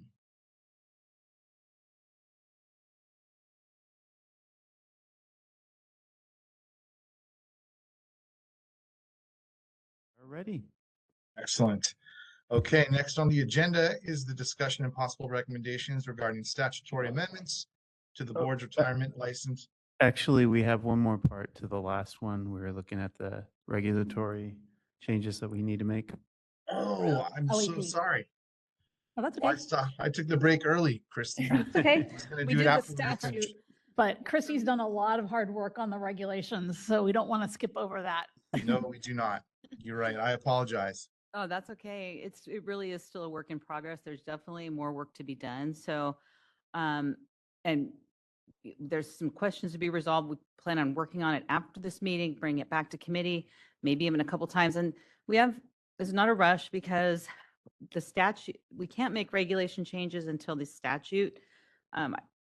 Well, Christy, would that be after the bill is signed, or does it have to wait until it takes effect for us to actually run regulation changes? The governor, excuse me, if the governor signs it, then you can certainly prepare the text in anticipation of that happening, and then you can file it before the statutory amendment becomes effective. As long as the rulemaking package doesn't get approved before January 1, which it never will, we'll be okay. Okay. You know, with that, yeah. Great. Okay. So So- that gives us, we definitely have some space here. So where we're at now is the first thing is really simple, just striking any language that would be now specified in statute should that legislation pass. So there's just a couple of pieces of that.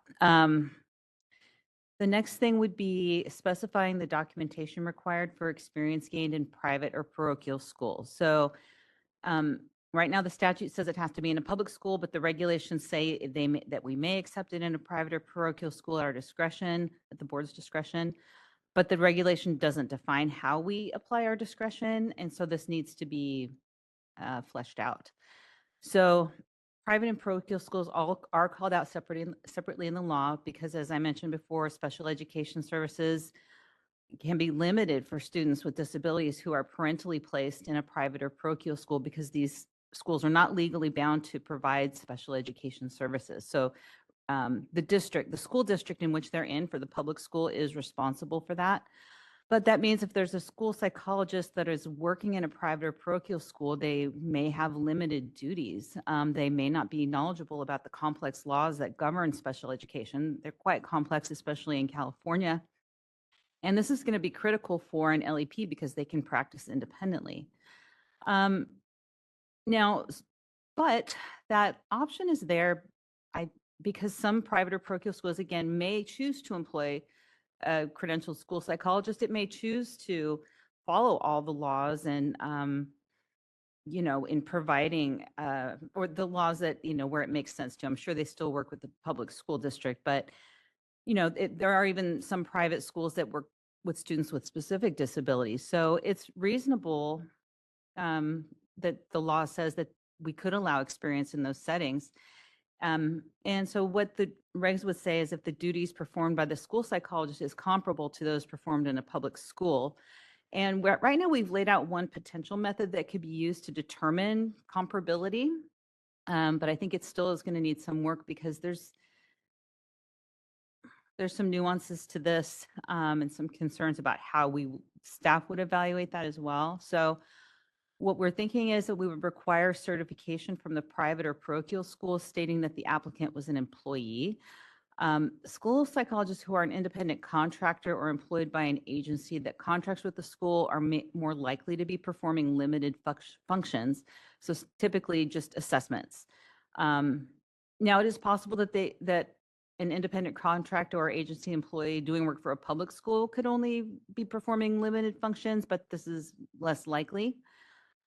So if they're an employee, it would be more likely that they're doing more types of functions than a contractor. We would require a signed copy of the applicant's job description where it says what, gives us a detail of what they're doing, and then requires a certification from the school stating that the applicant performed the full range of duties as a school psychologist as set forth by the California Commission on Teacher Credentialing. So I've provided that list of the authorized duties. So there's 6 bullet points here. And so there's a good range. So it's not just assessments, there's psychological counseling, they're coordinating intervention strategies for not only individuals, but school-wide. So there's quite a range here. Now, board staff are not qualified to make those determinations. So if we were to get the job description, we couldn't say, okay, the school is saying this if we do a comparison, is this accurate? So what we would want to do is there's a couple ways we could go about it. We could just trust the school, or we could have an LEP subject matter expert review it. But the drawback there is that would slow down the evaluation process. And so we would prefer not to do that. We could look at, so again, there's just some options. We don't have to decide today, but feedback would be helpful. Another option would be saying there's a threshold above which a duty statement would be required. So for example, if the applicant has more than one year of experience in a private or parochial school, then we would have to look at their duty statement. So say they had the 2 years in a public school, 1 year was in a private or parochial school, maybe we wouldn't need that. Maybe they have enough experience in a public school that we aren't so worried about it. Another possible option is to just limit the amount of experience allowed to be counted toward licensure in a private or parochial school. So those are some options that we're looking at. So if there's any feedback on that, it would be welcomed. Yeah, this is difficult. Because of all the reasons that you stated, Christy, you're spot on with your research and analysis. We know the the scope of practice of the majority of school psychologists working in public schools. In private schools, it's a lot different. I am I I think I might be leaning more towards limiting the number of years used in a non-public or private school, um, just just for simplicity reasons. But like outside of outside of religious based schools, if you're talking about non-public schools or other schools that are specific to, there's a lot of non-public schools that are specific to kids with learning disabilities or other or other sort of disabilities, and schools, public schools, pay to send their students there, and those schools are typically staffed with school psychologists. So, in that case, it would be they would be doing the same job that we do in a public school, probably to a more intense level. Um, so I don't know. I've been kind of wrestling with it too. I think you know what? So I don't ramble. Let's let John chime in. Well, Chris, and especially because this is this is your license, this is where you live. A question from me has to do with the idea you've mentioned multiple times, this idea that the reason why for this license people need to have experience here is California to understand all the laws and regulations. And since in these statements we've looked at some of these parochial and private schools do not have to follow California laws and regulations, doesn't it make sense that then they should have a large majority of their experience in the public school setting, so that then they have that information, both knowledge base as I learned it, but also practically applying it, that they might not experience in these other school settings that you're talking about? Yeah, and I really would. I would limit it to the parochial or religious based schools. They don't have to follow the special ed law. They have to follow ed code, because they still need to make, they have to meet graduation requirements. All of those things they still have to do, which is still part of what we do as school psychologists. It's that special ed component that is really the meat of what we do, that doesn't have to be followed in the religious schools. But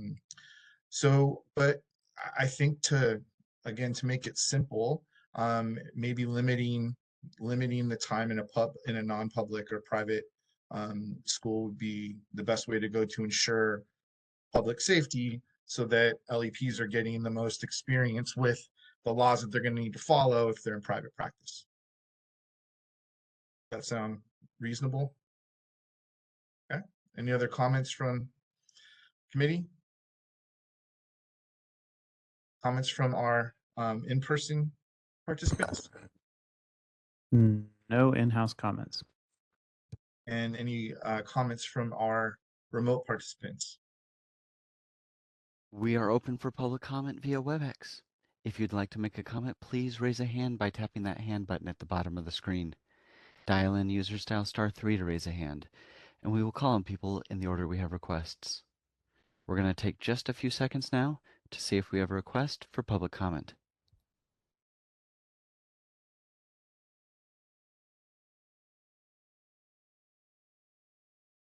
Seeing no request for public comment, do you wish to continue? I do. I wonder if there's a way that we can get more LEPs to participate in these committee meetings. What do you think? Offer CE. No. We will work on Right? that. Work on that.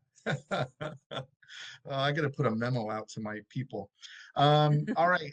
So, Christy, do we have further discussion, or are we at the point where we can make a motion or give direction to staff? There's a couple other pieces to this proposal. Both Okay. these two are a little more streamlined.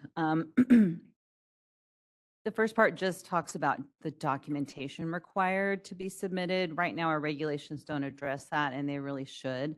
So it says what the applicants are required to submit to verify their experience. So it's really, it's based on there's basically 3 categories of experience. So the 2 years as a school psychologist, 1 year as an internship, or 1 year under the direction of an LEP. And that documentation will look a little bit different, very similar, but anyway, it's just the law is laying that out. There are some things to work out as Roseanne had talked about a little bit as far as how we would verify experience for a part-time person. So to figure out what is the equivalent to full-time. We've gone back and forth kind of talking about how we would do that using like percentages, and it just gets really complicated for evaluations. We've talked about doing hours, but our understanding is that it might be difficult for the schools or school districts to verify experience gained in terms of hours. So what we want to just do is we'll continue working on that aspect after the committee. Of course, if there's any feedback on that now, that's great too. But we're gonna that's the one little piece of this documentation part that we're gonna have to work out to make sure it's our evaluators and the the people in the profession can understand how they need to document that as well. I think can I jump in, Christy? I'm sorry. Sure. Yes, Okay. please. Just the typical way that that time working is documented is through full-time employment. So you're either 100%, 80%, 60%, 40%, 1 day, 2 day, 3 day, 4 day, 5 day. That is the standard practice within education. Rarely do you see someone who works like a half a day. So it's usually based on percentage of full time. I don't know if that's helpful or if it makes it more difficult for you. Oh, we were aware of that, and when we tried to write these based on that, it just got really difficult when you have people who, if you have one person who worked in the same place for 2 years, it wouldn't be difficult. But when you've got people piecing together experience from, they worked 6 months here part-time at this percentage, and then they worked 6 months here part-time at a different percentage, trying to piece that together to make sure it was equivalent to full-time gets tricky. So I think that's why we, probably need to work on that in the background to figure out how we're going to be able to make that not complicated. Okay. And this is Christy Shields, Regulations Counsel for the board. I think it'll also depend on how the legislation moves through the process. If there are changes and input from other stakeholders that indicate that the school term model that we're proposing isn't going to work, or if there's another way to approach it, then we'd have to reevaluate the regulations, because the regulations would have to track that calculation. So I think just to keep it in mind that this is kind of a moving target here because of the fact that it's complicated, and we also don't have enough input, I think, at this point to know whether the statute might change. Thank you. Okay, the last piece of the regulation proposal is right now the statute says that third year is under the direction of an LEP. And there's nothing that defines what that means. And so what we want to do in the regulations is state that it means that they were under the licensee's supervision, and then to provide a definition of supervision. That's a really pretty basic definition. And then there's nothing in the law currently that says the supervisor or the person providing the direction has to hold a current, active, unrestricted California license, which we require for our other professions. And also to prohibit the supervisor from having a financial, personal, business, or therapeutic relationship with the supervisee. And I also pulled that from our other professions as well, because that supervision does need to be provided by a person who is unbiased as much as possible, and that has a current unrestricted license. So that's the other piece of this. No, I agree. I think that should be shored up. John? Also, Christy, maybe look at some of the recently adopted LMFT stuff about the supervisor-supervisee agreements, the requirements for being a supervisor and pieces like that, because that might then give us some more feedback on how to make sure that we have the best supervisors available for these people who are going through this process.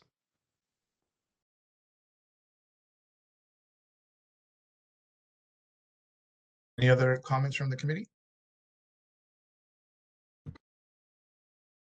Any comments from our um, in-house participants? No comments here. Any comments from our remote participants? We are open for public comment via WebEx. If you'd like to make a comment, please raise a hand by tapping that hand button at the bottom of the screen. Dial in users dial *3 to raise a hand, and we will call on people in the order we have requests. We're going to take just a few seconds now to see if we have a request for public comment.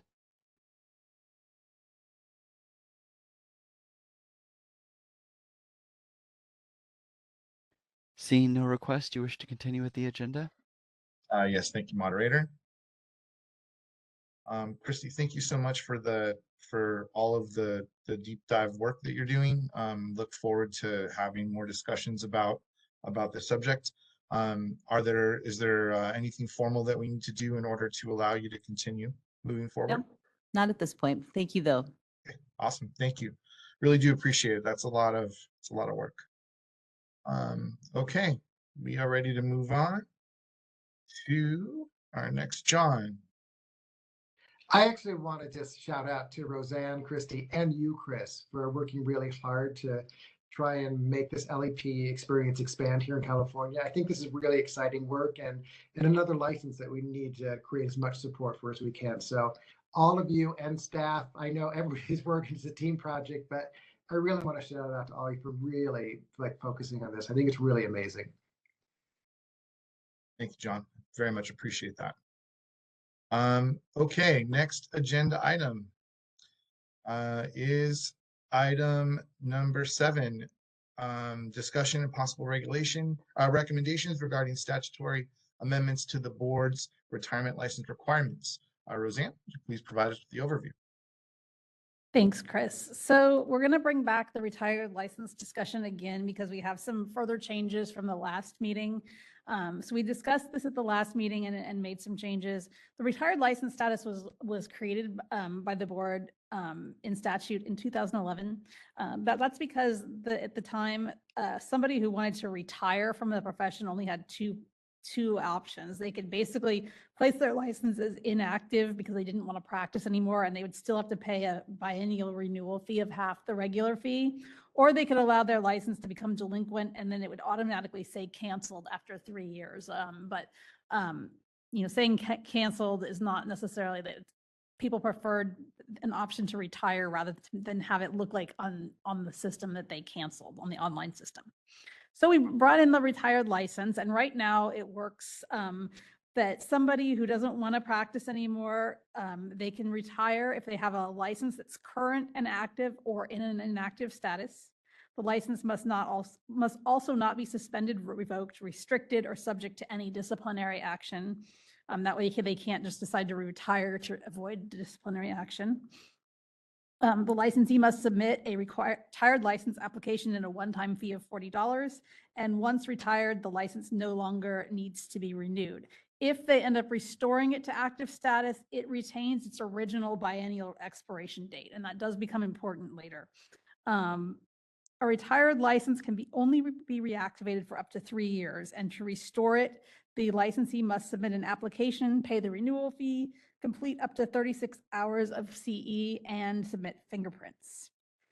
If the license has been retired for 3 years or more, it can't be reactivated anymore, and they basically need to reapply for licensure and meet all current license requirements, including passing both exams.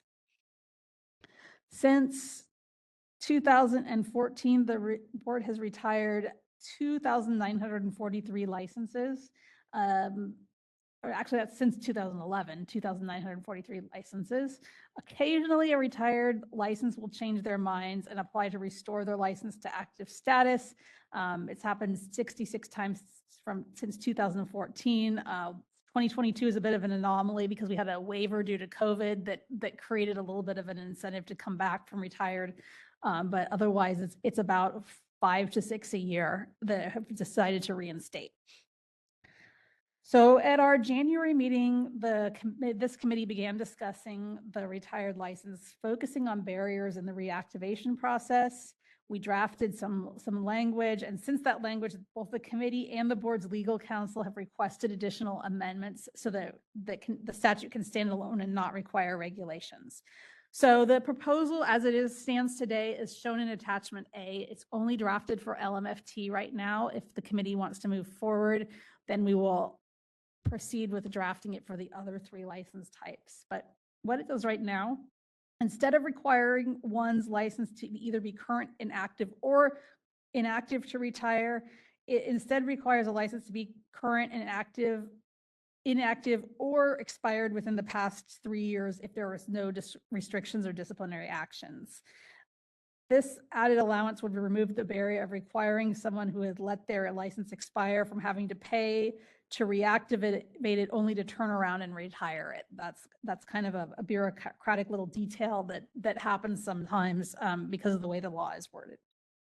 The proposal clarifies what subject to disciplinary action means because there's not currently a definition. It specifies what information needs to be provided to the board in the application to retire a license and to restore a license to active status. It specifies the professional title that a retired licensee is permitted to use. It limits a retired licensee from reactivating their license to one time only, so they can't keep retiring it and reactivating it. It specifies the renewal fee to be paid when reactivating a license based on the upcoming expiration date. And we added that because there's a little bit of a nuance where right now, the way we do things, it's based on, they retain their original renewal date of every 2 years. So when somebody wants to reinstate, we calculate when their expiration would have been, and they have to pay, or they have to pay based on when that upcoming renewal date is. If somebody reactivates at the wrong time, they might only have like 6 months left until they're required to renew again, and they would have to pay the full fee. So we've added a lesser fee for somebody who's retired and is going to have to renew in less than 1 year if they reactivate.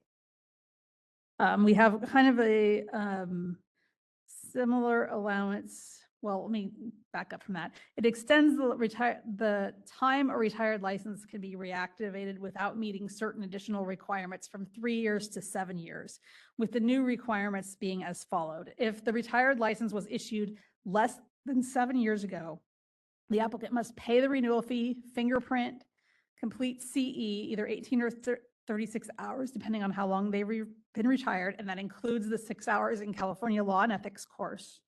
And if they were retired for 3 or more years, they must pass the California law and ethics exam. That was a new thing that was added since the last meeting based on the committee's request that somebody that's retired more than 3 years needs to have passed the California law and ethics exam.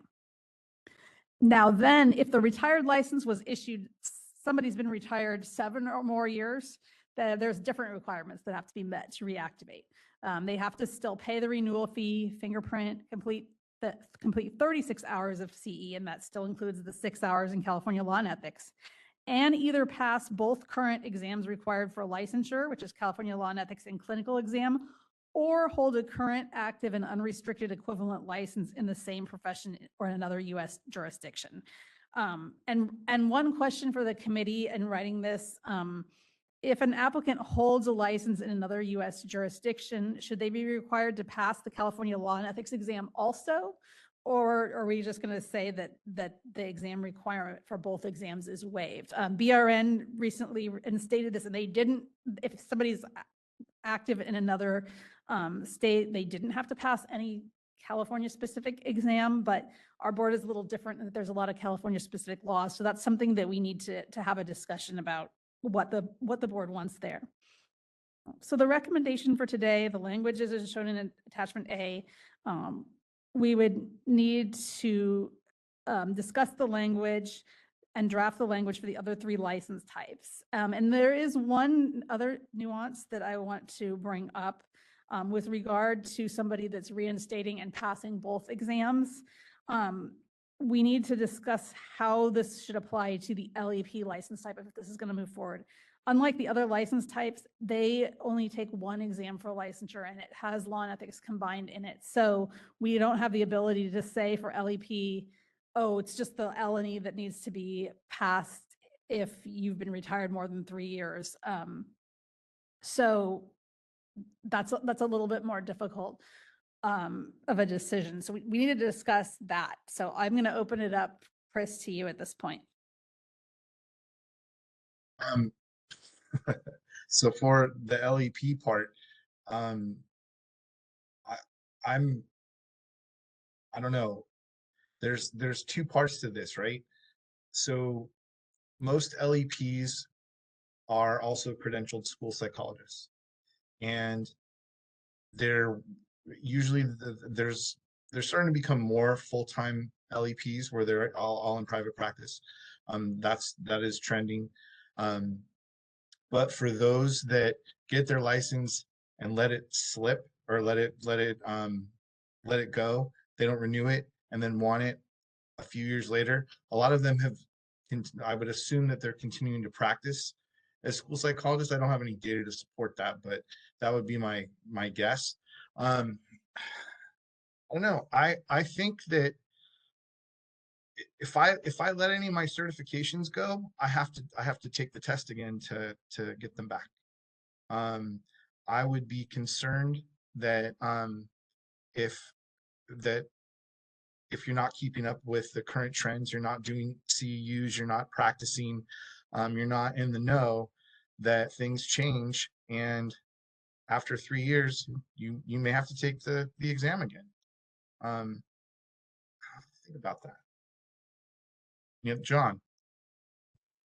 Chris, in your renewal cycles, do you have to do legal and ethical CEUs? Yes, every time. Okay. 6 hours every 2 years. Okay. Yeah, the CE requirements for them are the same in terms of the 36 hours every 2 years and the 6-hour LNE. That's a good point. I mean, a good question about the. I would be leaning on the side. I tend to be more conservative though, so I lean on the side of, making sure that they're practicing with fidelity and with consumer protection in mind. I would want to make sure that if you've been retired for 3 years, you still know how to do the job. I know that the fear of having to retake the test is enough for me to get my 36 CEUs every 2 years. So yeah, that's how I would be leaning at this point. Any other comments from the committee? John? So this is a really esoteric question, and you're very good at helping me through these things. So here we go. So retiring my license, it says if retired license was issued less than 7 years ago. So if my license was issued, my newest version was January 1st of this year. And then in 2026, which would be when my next renewal will be up, I decide, you know what, it's time to retire. Did my clock start in 2024 or does it start in 2026 when I'm actually making the effort to retire my license? It's when you actually make the effort to retire a license. Okay, because the language here, when I read it, says issued. So that to me would read that it was 2024 because that's when my license was issued in this last round. Does that make sense? So if the retired license was issued, so that's when we granted your retired license. So if you have a license that you got on January 1st, 2024, and then on January 1st, 2025, you said, I want to retire. Here's my application for a retired license. We're going to take your application, process it. We're going to issue you a retired license status. Whatever date we issued that is when the clock would start. Cool. Got it. Thank you. Any other comments from the committee? Any comments from our in-house participants? Yes. Hold on just a second.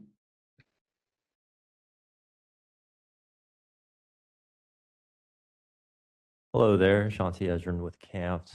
Really appreciate again the proposed amendments discussed today and for the retired license conversation. We don't really have any concerns with what was proposed and generally okay with all of the changes that were described. Thank you. Thank you.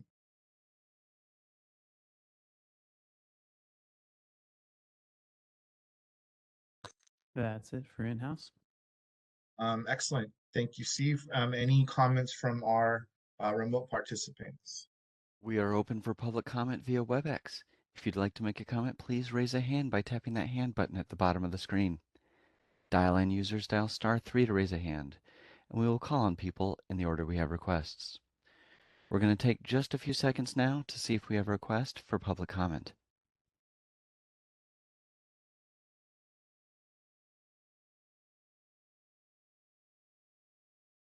Seeing no request for public comment, do you wish to continue?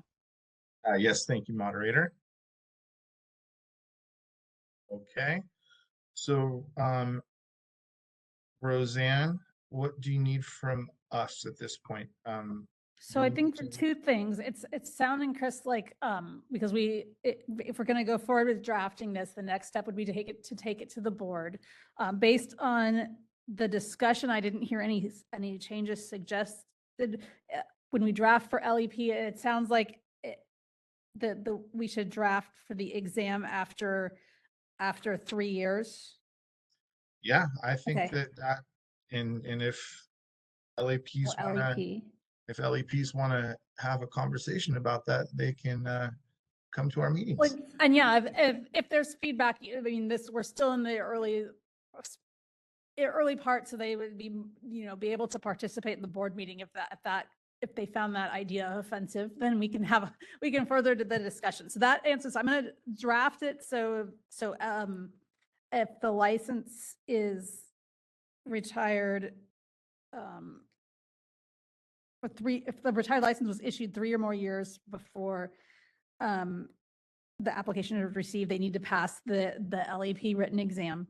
The other thing that I need to know is for all license types, for retired licenses that were issued 7 or more years, so they've been retired a long time, they have to do one of the following the way that it's written right now. They have to pass the current exams for licensure, which for 3 out of the 4 license types is going to be 2 exams, a law and ethics and a clinical, or they can provide evidence of holding a current active unrestricted license at the highest level in another jurisdiction of the US. So my other question is, do we want to also want to require that those people pass the L&E? We're requiring it after 3 years, but right now, the way that we have it currently written, it's not required after 7 if the L&E is not required after 7 if they hold evidence of holding a license in a similar license in another state. Go ahead, John. Absolutely. Okay. I agree, because we've always talked about how California is different. So, I agree. Yeah, I think that's the right call. I think that's consistent with what we typically do. I wanted to bring it up though, because it's not what the nursing board did, and that was kind of our model. So I just wanted to make sure that we were all on the same page with that. So thank you. Do we need to vote, or are you okay to take what you have and draft for the board meeting? We need a motion. So the motion is going to be, let me find it, direct staff to make the discussed changes of requiring the written exam after 3 years for LEP, and requiring for all license types after 7 years, they would need to take the California Law and Ethics exam no matter what, if they have a California Law and Ethics exam. And I guess for LEPs, it would be they just have to take the exam for 3 years no matter what. And there's not really an equivalent license in any state but Massachusetts, so I think that's fine. So make those changes and bring to the board for consideration as a legislative proposal. We have a motion. John motions. Do we have a second? All right, I'll second. Any further discussion? Any further discussion from our in-person participants? No in-house comments. Any further discussion from our remote participants? We have a motion and a second on the floor. If you'd like to make a comment, please raise a hand by tapping that hand button at the bottom of the screen. Dial-in users dial *3 to raise a hand, and we will call on people in the order we have requests. We're going to take just a few seconds now to see if we have a request for public comment.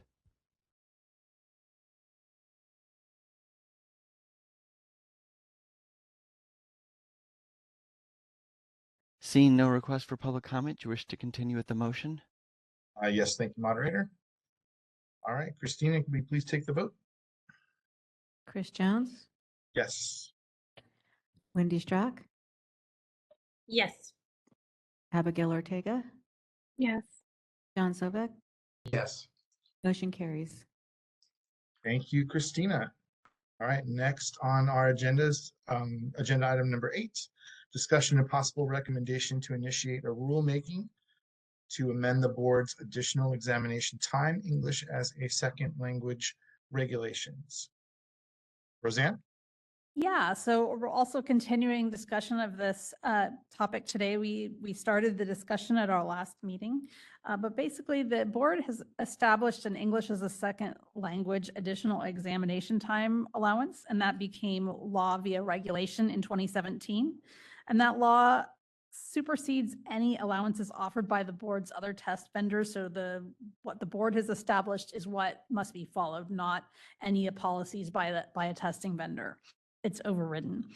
So the board has agreed to grant additional exam time, which is time and a half, to an ESL applicant if they meet one of 3 criteria. They can either have a score of 85 or below on the test of English as a foreign language internet-based test, which is the TOEFL IBT, taken in the past 2 years. The current cost of the TOEFL is $255. They can have documentation from a qualifying master's program that the program granted the applicant additional exam time or another allowance due to speaking English as a second language. Or they can document that their qualifying master's degree was obtained from a school outside the US and that at least half the coursework was presented in a language other than English. So the board's exam vendors administer exams on behalf of the board. They are ASWB, NBCC, and Pearson VUE. And Pearson VUE administers all board-developed exams, including the LMT clinical, the LEP exam, and all of the board's California law and ethics exams for each license type. And as I said, each vendor has their own ESL allowances, but those are overridden by the board. And we discussed those in detail, so I've still included that here in case you want to see it.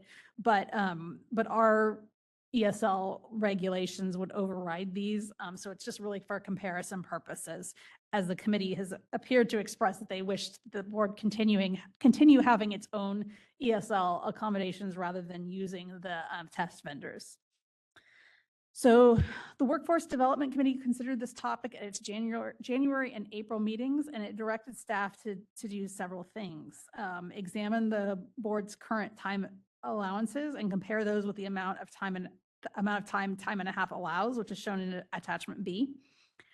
Review the ESL allowances of other DCA boards to determine how they compare with the board's ESL allowance. And the only board that really has an ESL, a lot of boards don't appear to have an ESL allowance.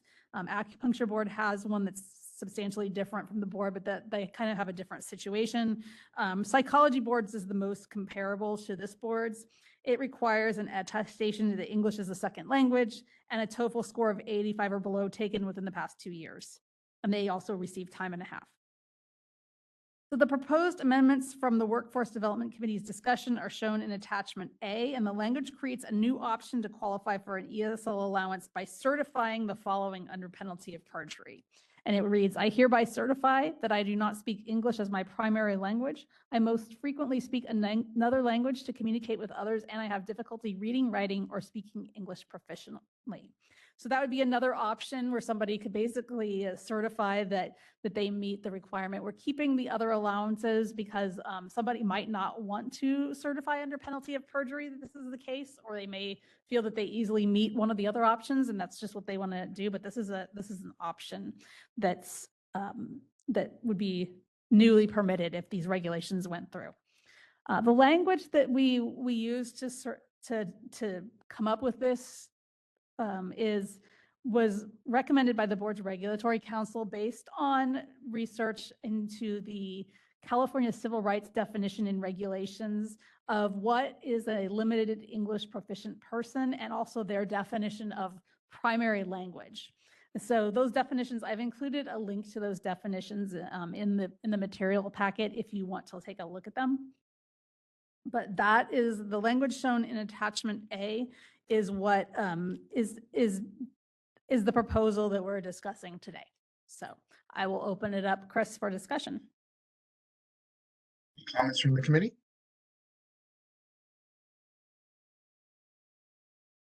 Any comments from our in-house participants?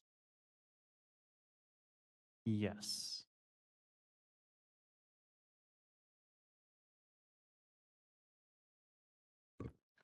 Hello, once again, Shanti Ezrin, CAMPS. Really wanted to thank staff again for the continued discussion on this topic. We're really supportive of lessening any type of burdens for ESL applicants. And with regard to what's in attachment A, no concerns with the new option to qualify for ESL allowance by testing under perjury or penalty of perjury. Thank you.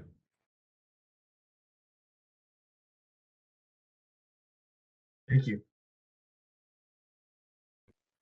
Ben Caldwell, MFT, wanted to second what Shanti said. Certainly thanks to staff for carrying this forward.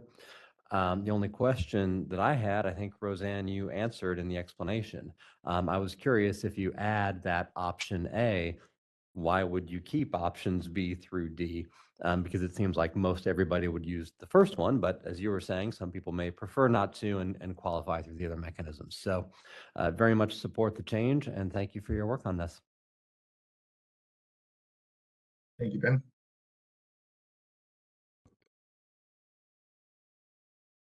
And that's it for in-house. Thank you, Steve. Moderator, our remote participants. We are open for public comment via WebEx. If you'd like to make a comment, please raise a hand by tapping that hand button at the bottom of the screen. Dial in users dial *3 to raise a hand, and we will call on people in the order we have requests. And our first request comes from Natasha Wright. Hold on just a moment. We're sending you a request to unmute your microphone. Hi, can you hear me? Yes, go ahead, please. I just wanted to say I think this is a great way to increase access for bilingual clinicians and clinicians who speak a language other than English. And it will be a great benefit to the many Californians who aren't English proficient either, to have culturally and linguistically competent clinicians that can speak with them in their languages. Thanks. Thank you. And that was our only online request. All right, thank you, moderator. So we are at the point where we need to make a motion, Roseanne? Yes, the motion, because there were no changes that we heard that were requested by the committee, the motion would be motion A. And so again, the motion could be to recommend to the board approval of the proposed regulatory text in attachment A and recommend the board consider all the actions as set forth in motion A on page 4 of the meeting materials memo. Do I hear a motion? Thank you for that, Christy. Do I hear a motion? All right, I will motion. Is there a second?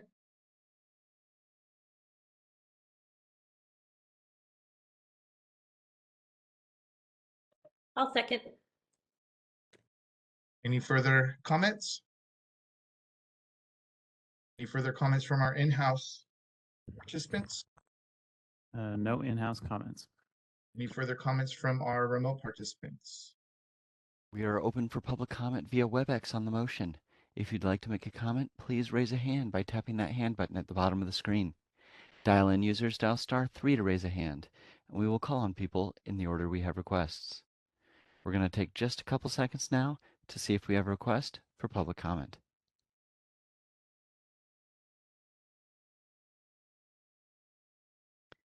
Seeing no requests, do you wish to continue with the motion? Yes, thank you, moderator. Christy, would you take the vote, please? Chris Jones, Yes. Abigail Ortega, Yes. John Sovek, Yes. Cindy Strack. Yes. Motion carries. Thank you, Christina. All right, next on the agenda. Excuse me. Yes. Sorry to interrupt. This is Christy Shields. I just want to thank everyone for all their assistance today. I'm going to excuse myself as there are no further regulatory items. I hope you all have a great weekend. Thank you, Christy. Appreciate it. Thank you, Christy. Thank you. All right, next on the agenda is item 9, discussion and possible recommendation regarding proposed amendments to the Business and Professions Code. Delete BPC 4982.05 regarding enforcement statute of limitations and amend BPC 4996.23.1 regarding direct supervisor contact for associate clinical social workers. Roseanne. Yeah, thanks, Chris. So every year, staff reviews the board statutes to determine if there's any technical or minor or non-substantive amendments that are needed as cleanup. Usually these items are placed in an omnibus bill that the legislature runs every year, but this year they may also be placed in the board's sunset bill, which is going to be running this year to extend the board's sunset date, and that typically runs every 4 years. So there's an option to put it in that as well. So staff has right now identified 2 separate amendments that the board may wish to consider for inclusion in this year's upcoming either the omnibus bill or the sunset bill. And so I'm going to go over them each. I'll go over them separately, I think, because I want to make sure that we stay on point. They're very different topics. So the first one we'll discuss is striking Business and Professions Code section 4982.05, which is the enforcement statute of limitations. And I've shown that in attachment A. The board's Deputy Attorney General has asked staff to consider whether BPC 4982.05, which details the enforcement statute of limitations for licensed marriage and family therapists, is necessary. This is because section 4990.32, which is the board's general statute that applies to all 4 of the board's license types, already contains very similar language. We had the board's discipline and probation unit and the board's attorney review the 2 code sections, and they both came to the same conclusion. BPC 4982.05 for MFTs contains nearly duplicative language, and in some cases, BPC 4990.32, which is the one that applies to all 4 license type, contains more specific detail. Therefore, staff believes that Business and Professions Code 4982.05, which is the one in MFT statute, can be deleted. So we are proposing, the recommendation is to strike Business and Professions Code 4982.05. So I'm going to open that piece up for discussion right now. Comments from our committee?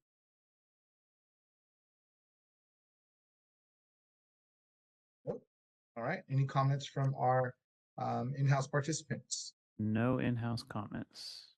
Any comments from our online participants? We are open for public comment via WebEx. If you'd like to make a comment, please raise a hand by tapping that hand button at the bottom of the screen. Dial-in users dial *3 to raise a hand, and we will call on people in the order we have requests. We're going to take a few seconds now to see if we have a request for public comment.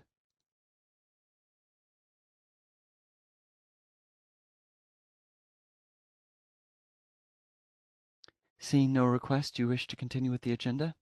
Yes, thank you. Roseanne? Okay, so I'm moving on to the second item proposed, and that is amending Business and Professions Code 4996.23.1, both versions, which is the supervisor ratio for associate clinical social workers. So we've had some confusion with a piece of our LCSW social work law. Associates who perform more than 10 hours of certain types of supervised experience per week in a setting are required to have at least 1 additional hour of direct supervisor contact for the week for that setting. It was brought to staff's attention that there is some confusion surrounding which type of experience hours trigger the required extra hour of supervision per week for ASWs. Now, this is not confusing the way the law is written for AMFTs or for APCCs. For those 2 license types, the law requires an additional hour of direct supervisor contact if more than 10 hours of direct clinical counseling is performed in a week in a setting. AMFTs are required to gain a minimum of 1750 hours of direct clinical counseling experience to qualify for licensure, and so are APCCs. It's 1750 hours of direct clinical counseling experience, and it uses the exact language, direct clinical counseling. However, for ASWs, the language used in statute is less clear. Here, the law similarly requires an additional hour of direct supervisor contact if more than 10 hours of direct clinical counseling is performed in a week in a setting. However, the statute does not specifically use the term direct clinical counseling when stating the required number of clinical experience hours. Instead, it requires a minimum, and I'm going to read what the law says. It gets at the 1750 hours that are required for the other two license types in a little bit of a different way. It says for social workers, they are required to have a minimum of 2,000 hours in clinical psychosocial diagnosis, assessment, and treatment, including psychotherapy or counseling. However, at least 750 hours shall be face-to-face individual or group psychotherapy provided in the context of clinical social work services. Staff was able to determine that this specific language was added to law via an omnibus bill in 2001. However, there was not a detailed explanation of the reasoning behind the wording in the legislative analysis for the bill. So confusion has emerged over whether the requirement up for the additional hour of supervision for weekly hours over 10 applies to the 2,000 hours required for psychosocial diagnosis, assessment, or treatment, or if it only applies to the subset of 750 face-to-face psychotherapy hours in the context of clinical social work services specifically. And due to the fact that LMFT and LPCC statute require an additional hour for any hours over 1750, staff concludes that the requirement is intended to apply to the required 2,000 hours in clinical psychosocial diagnosis, assessment, and treatment that LCSW applicants must have. This interpretation is the most consistent with the other two license types and in line with public protection to ensure that an associate receives adequate supervision.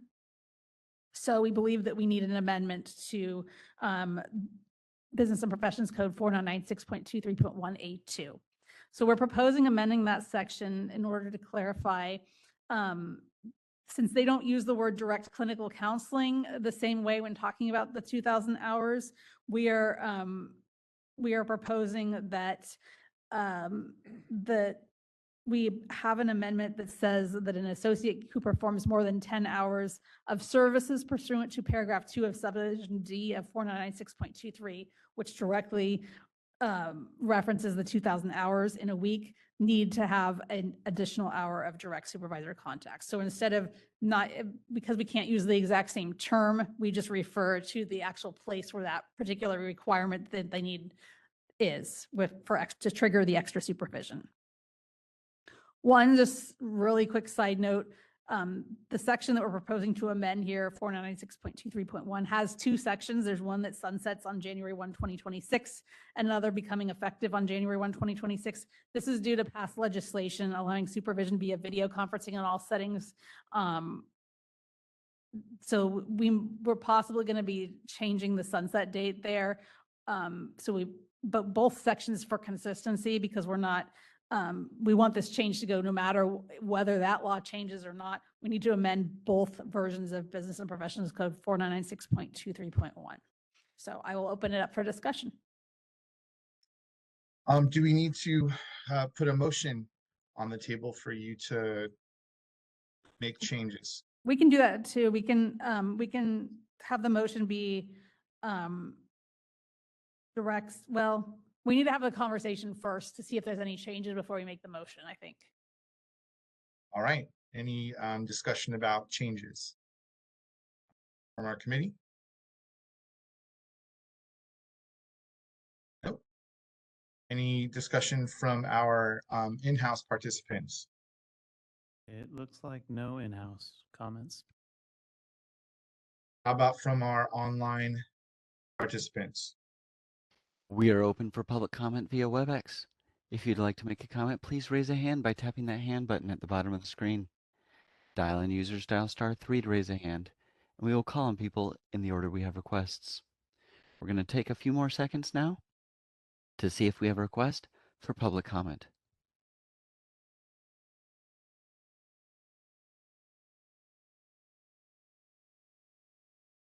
Seeing no request, you wish to continue with the agenda? Yes, thank you. Okay, so the motion would be to direct staff to make any non-substantive changes and to bring to the board for consideration as a legislative proposal. I will make that motion. Is there a second? I'll second. Thank you, Wendy. Any further discussion? Any further discussion from our in-house participants? No in-house comments. Any further discussion from our online participants? We are open for public comment on the motion. If you'd like to make a comment, please raise a hand by tapping that hand button at the bottom of the screen. Dial-in users dial *3 to raise a hand, and we will call on people in the order we have requests. We're going to take a few more seconds now to see if we have a request for public comment.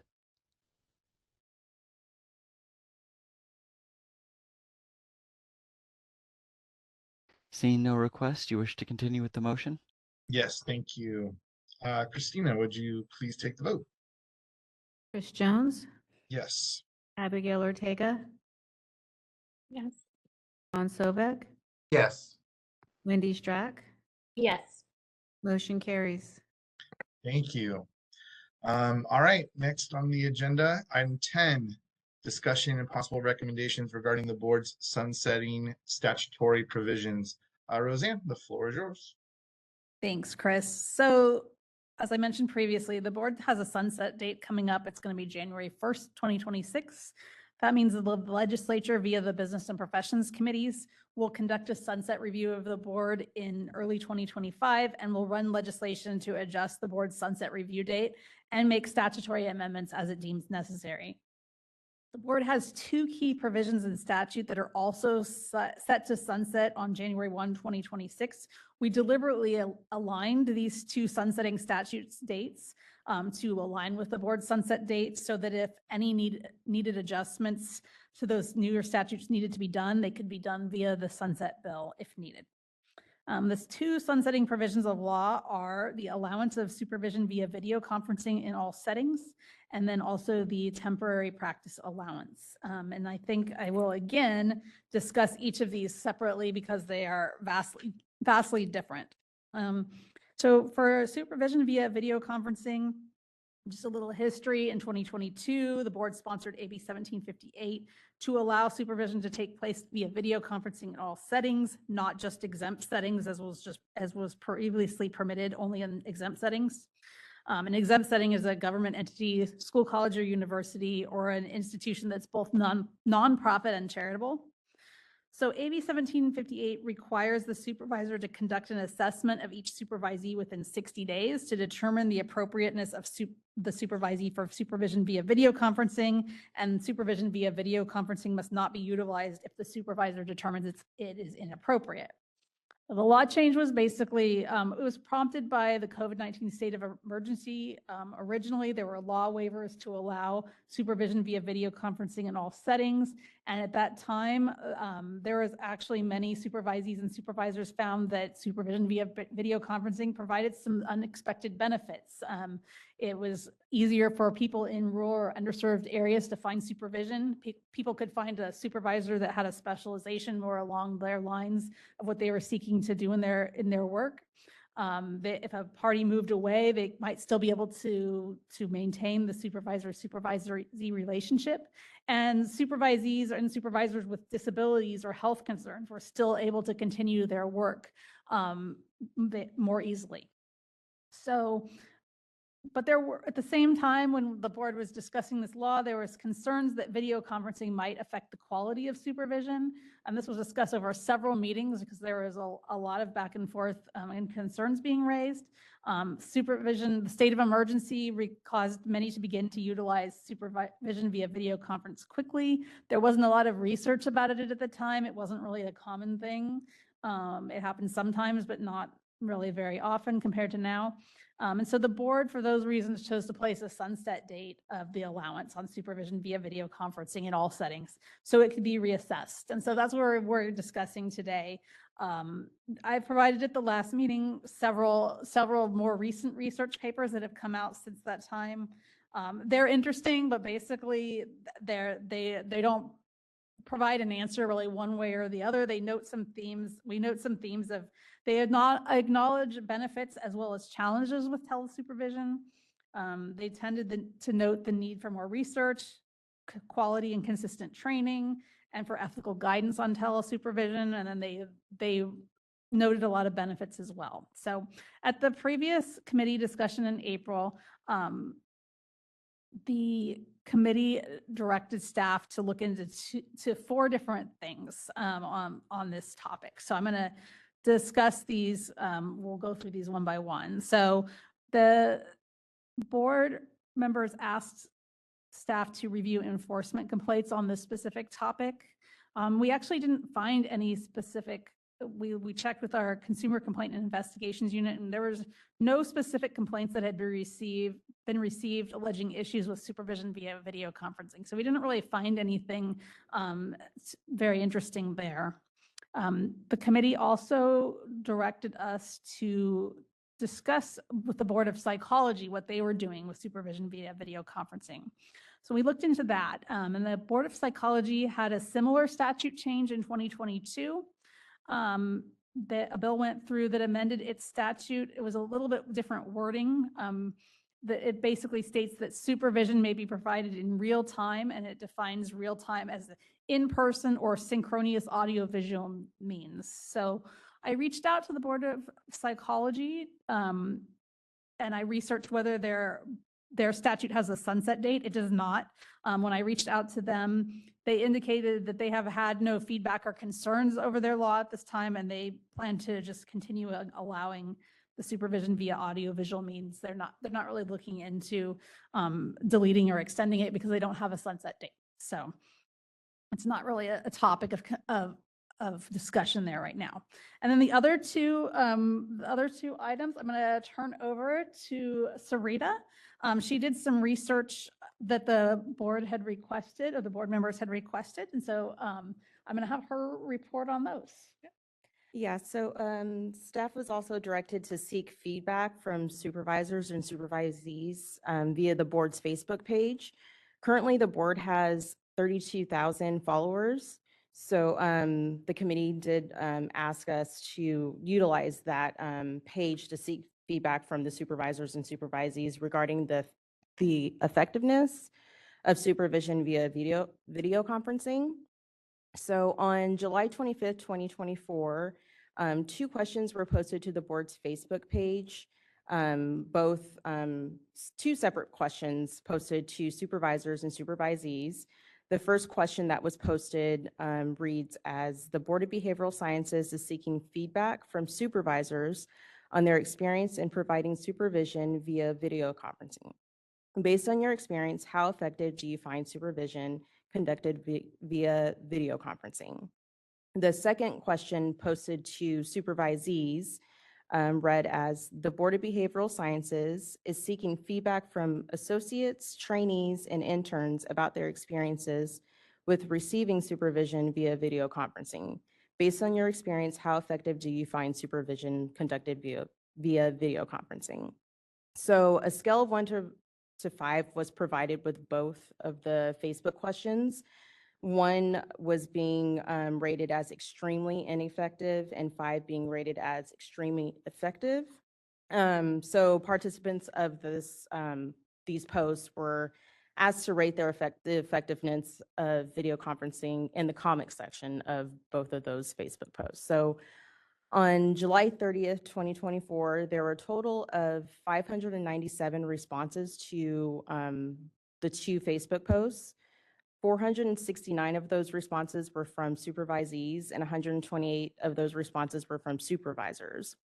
So as of July 30th, those responses show approximately 437 supervisees reported video conferencing to be extremely effective, while approximately 95 supervisors reported video conferencing to be extremely effective. And then staff was also directed to review recent board data from the survey. And that brings us back to the previously discussed pathway to licensure survey that was conducted in March 2024 by the board's Workforce Development Committee. And so we were, directed to seek information from board registrants and licensees about barriers they faced during their pathway to licensure in this survey. Two of questions in this survey were related to supervision via video conferencing.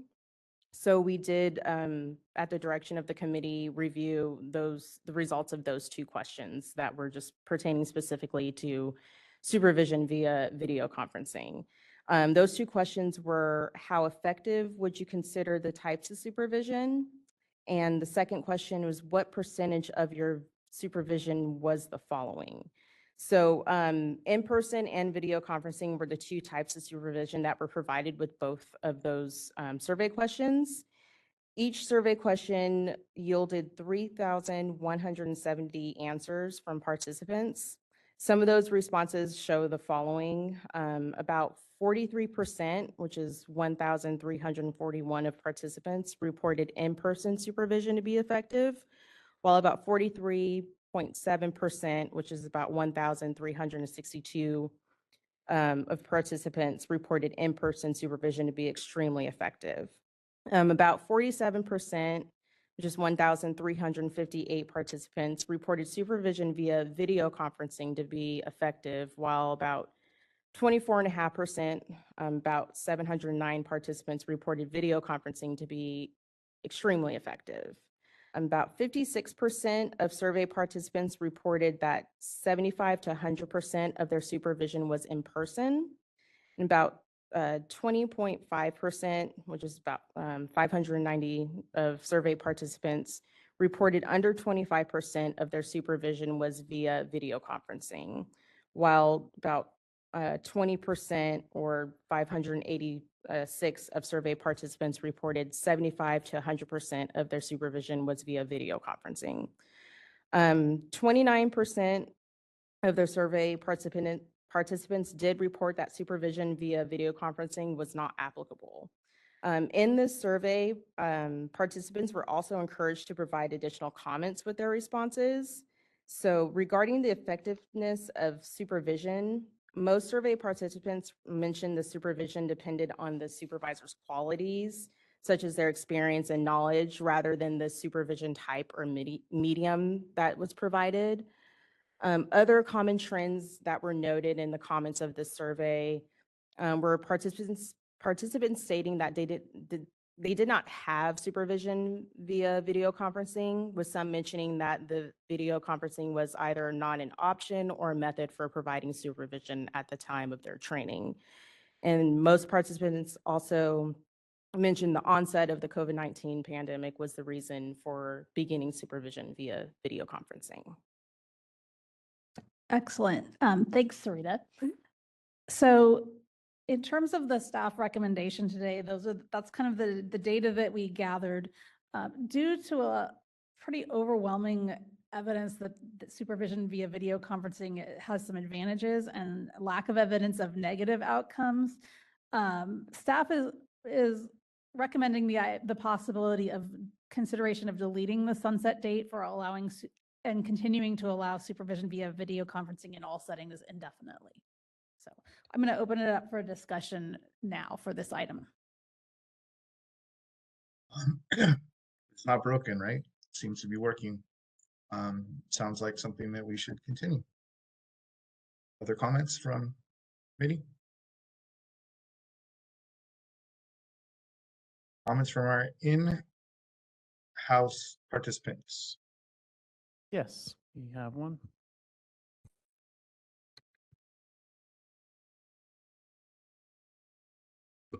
Hello, Shanti Ezrin with CAMT. Thank you so much for revisiting this very significant sunset provision. And thank you, Sarita, for sharing all of the responses and the answers and everything from the Facebook survey. No concerns with the staff recommendation for this sunset provision and deleting that. We at CAMT will continue to monitor and circle back if there are significant concerns with anything related. Thank you. Thank you.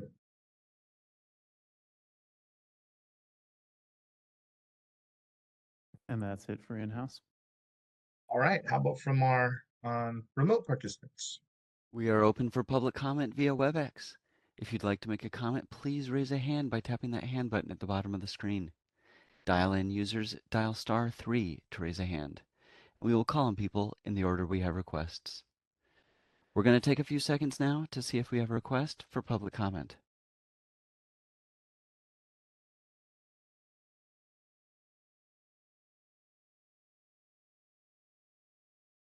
Seeing no request, do you wish to continue? Yes, I do. Thank you. All right, so I'll move on to the next piece of the next item that is up for consideration that's sunsetting, and that is the board's temporary practice allowance. So this is a newer allowance. We sponsored AB 232 last year. It just became effective this coming January 1st, 2024. And the new allowance provides a 30-day temporary practice allowance to qualifying therapists in another U.S. jurisdiction to continue treating existing clients who are visiting in California or relocating to California. And this was a brand new allowance. And so the board decided to include a sunset date of January 1, 2026, just so the allowance could be reevaluated as part of the sunset review process. We really didn't know how many applicants we would get or if there would be any unintended consequences. So it's only been in effect for about almost a little over 6 months now. And it's been quite popular since that date. The board has issued approximately 9 temporary practice allowances per week for a total of 263 of them between January 1st and mid-July. We haven't really seen any problems yet, but it is still early. So the data points to this new law being a success. We haven't had any unintended consequences pop up. But since it's been such a short period of time, staff proposes extending the termination date of this legislation by 4 years until January 1, 2030. And that's for a couple different reasons. It'll enable the board to gather some more data over an extended time frame and then reassess the law. And then such a review may also prove necessary because we're starting to see a lot of bills with the evolving of the telehealth landscape and interstate license. We're starting to see a lot of interstate compacts and license portability laws. So don't know that those will necessarily affect the temporary practice allowance, but it might. So it might be a good idea to take a look at it again, given its newness, with some fresh eyes in 2030, to see because telehealth and interstate practice is evolving so rapidly, I would recommend that we look at it in the environment in 2030. It would actually be in 2029 when we needed to look at it to see what's going on at that time and if the law still fits. I'll open it up for discussion.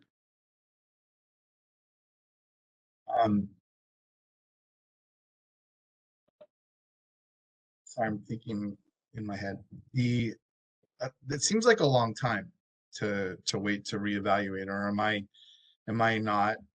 missing something?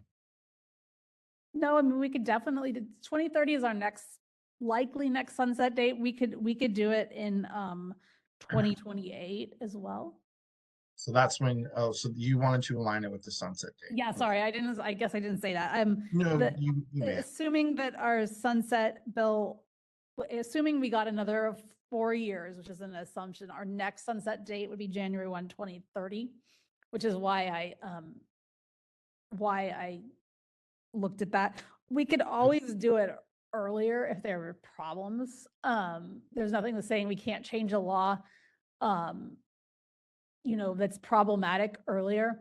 But yeah, it's definitely open for debate. You don't have to go with January 2030. That's just a suggestion. You won't hurt my feelings if you would change it. No, I was just curious as to the reasoning. And I mean, again, with consumer protection in mind, is that too long? If not, then I'm okay with it. We put it in. It started now. I understand that really a year isn't enough time to evaluate.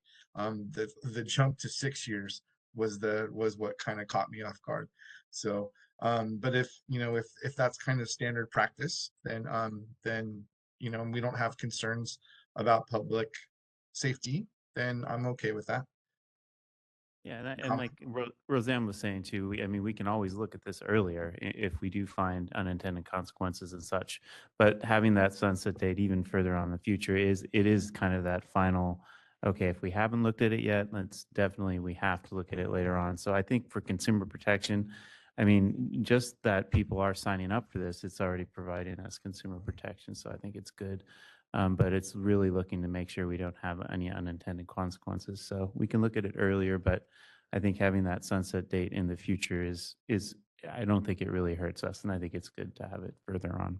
And if things start to go sideways, we can always come back in. Correct. And okay. Yes, definitely. I think that at this point, it's been pretty successful. We haven't seen any, I think that there's more likelihood that rather than it going sideways, which we can always fix with legislation in the current year, it's more likely that the landscape might change so that tweaks might be needed. So this gives it a little bit more time. We're just starting to hear about compacts. We saw one this year. We're likely to see one, if not both, again next year. So, you know, those are going to take some time. We're going to see those for a while. And so I've kind of felt that 4 years gives us, it's going to be sort of a new environment 4 years from now, possibly. Okay. Any other comments from committee? Any comments from our in-person participants?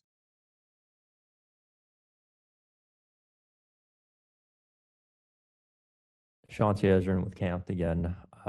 Again, no concerns with staff recommendation on this sunset provision. And on our side at Camp, we'll just continue to monitor the situation. Thank you.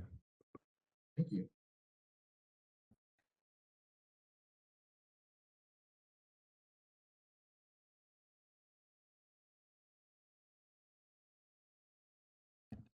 Do we have any public comment on the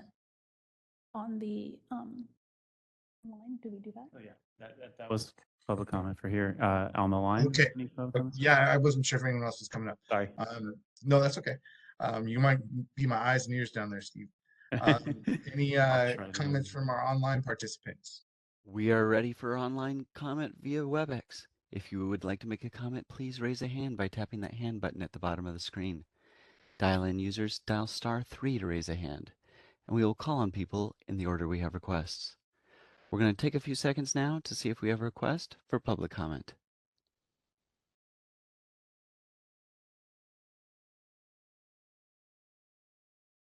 Seeing no request, do you wish to continue?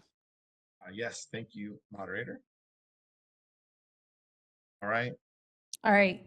So it sounds like we're at the recommendation phase. So the motion would be to direct staff to bring the committee's recommendations to delete the sunset date for supervision via video conferencing and extend the temporary practice allowance sunset date to January 1, 2030. The motion would be to draft those and bring them to the board for consideration as a legislative proposal. We have a motion. John? I so move. We have a second. All right. Go ahead. Oh, go ahead, Chris. All right, I'll second. Any further discussion? Any further discussion from our in-house participants? No in-house comments. Further discussion from our online participants? We are open for public comment via WebEx. If you'd like to make a comment on the motion, please raise a hand by tapping that hand button at the bottom of the screen. Dial-in users dial *3 to raise a hand. We will call on people in the order we have requests. We're going to take a few seconds to see if we have a request for public comment.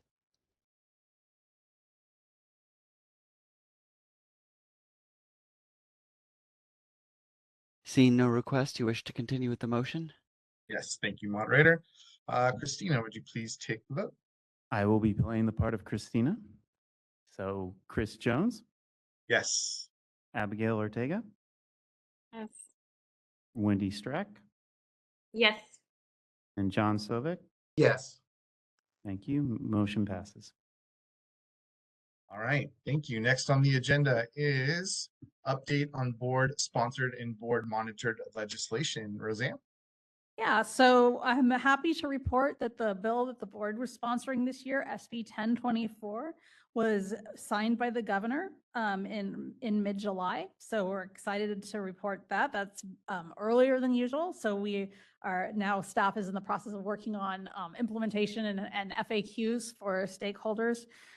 So the requirement is, the bill changes the requirement to the requirements to physically display a license or registration. It makes some changes to that and also makes some clarifications about the allowable number of supervisees that a supervisor is permitted to oversee both in groups and in non-exempt settings. So we'll be preparing some FAQs for public distribution of that in the fall. So we'll look to see some outreach on that. The board's omnibus bill, which you only have one minor item in the omnibus bill this year, is on third reading in the assembly. And you can kind of see the statuses of some of the other bills. One big one, AB 2566, which is the LPCC Interstate Compact Bill. That bill has died for the year. So, and everything else, the status is in your packet. So I will leave it at that. All right, thank you, Roseanne. Any comments from the committee? Any comments from our in-house participants? Yes, we have one comment.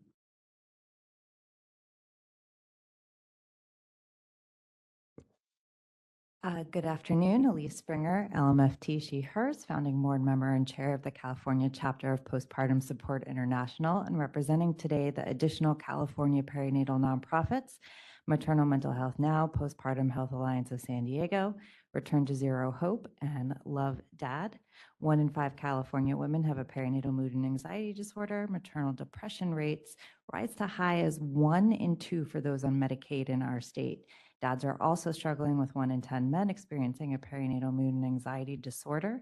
Incident rates are thought to be higher for queer families due to intersectionality.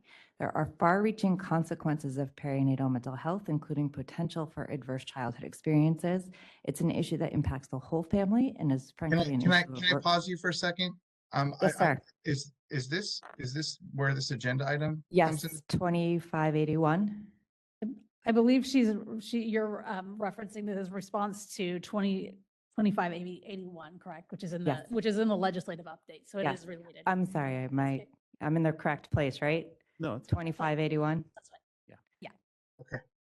You've heard perinatal mood and anxiety disorders, the most common complication, and cost the state 35 grand annually. Current legislation is not enough. Optional CEs are not enough. When 75% of women who suffer from a perinatal mood and anxiety disorder are not treated, it's not enough. That's a public crisis. A Medi-Cal evaluation of the prior Bill 2193, the California Maternal Mental Health Law provision found, and I quote, additional education for providers and the public is crucial to properly identify maternal mental health needs. Other bills attempting to alleviate the statewide mental health crisis focus on education and screening requirements of OBs, gyns, and pediatricians. But where do those providers send their clients after a positive screen? To an untrained provider who doesn't think that perinatal mental health is their specialty and mistakes postpartum OCD intrusive thoughts as harm as psychosis and calls the police, as in the public case of Jessica Porton, who acknowledges her white privilege likely prevented an escalation. With 400,000 new births each year in California and 800,000 new parents annually, perinatal mental health is not an opt-in specialty. It impacts the whole family. How can social workers, marriage and family therapists, and licensed professional counselors appropriately treat families without this baseline knowledge? The orgs previously mentioned, in addition to California Postpartum Support International, urge the Board of Behavioral Sciences not to ignore this consumer public health issue, go above and beyond AB 2581, place the public needs at the forefront, and add a perinatal mental health education component embedded in pre-licensure education and a one-time CEU requirement post-licensure. Thank you. Thank you.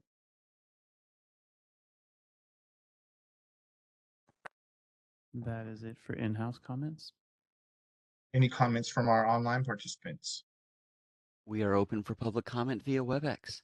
If you'd like to make a comment, please raise a hand by tapping that hand button at the bottom of the screen. Dial-in users dial *3 to raise a hand, and we will call on people in the order we have requests. We're going to take just a few more seconds to see if we have a request for public comment.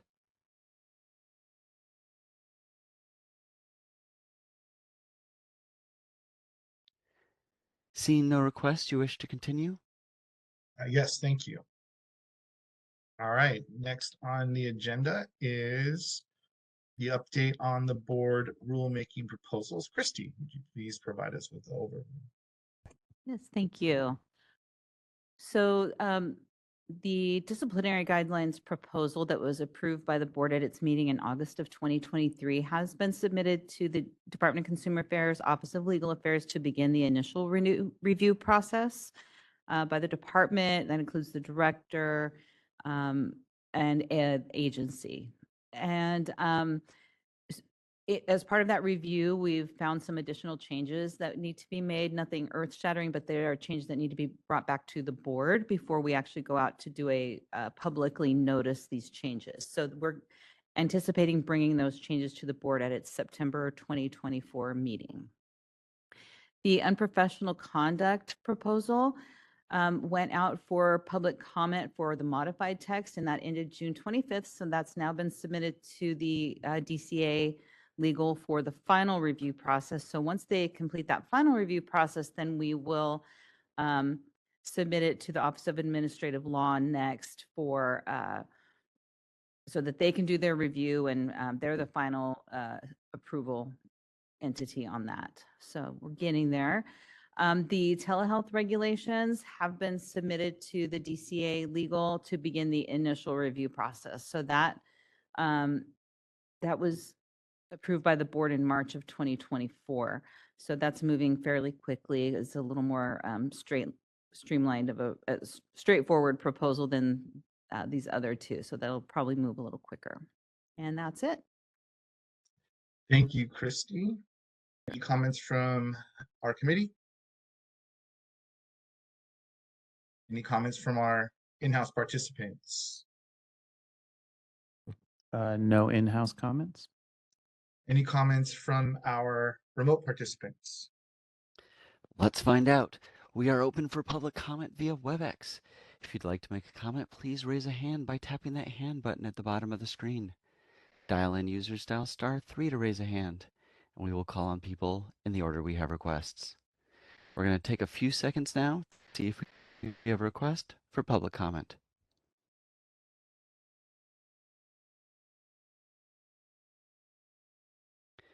Seeing no requests, you wish to continue? Yes, thank you. Okay, next on the agenda, item 13 is suggestions for future agenda items. Do any members have any additional agenda items for future board meetings they would like to propose?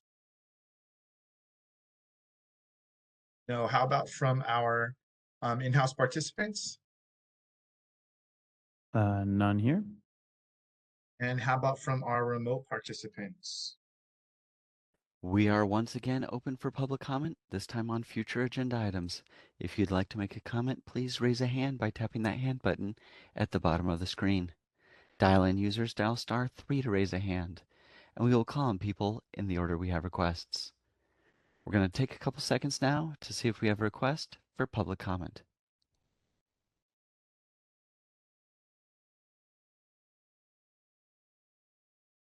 Seeing no request, you wish to continue with the agenda? Yes, thank you, moderator.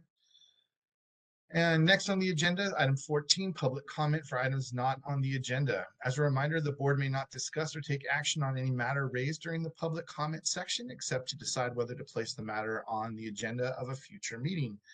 Do any of our committee members have comments for items that are not on the agenda? How about from our in-house participants? None here. And what about from our remote participants? Last opportunity via WebEx. If you'd like to make a comment, please raise a hand by tapping that hand button at the bottom of your screen. Dial-in users dial *3 to raise a hand, and we will call on people in the order we have requests. We're going to take a few seconds now to see if we have a request for public comment.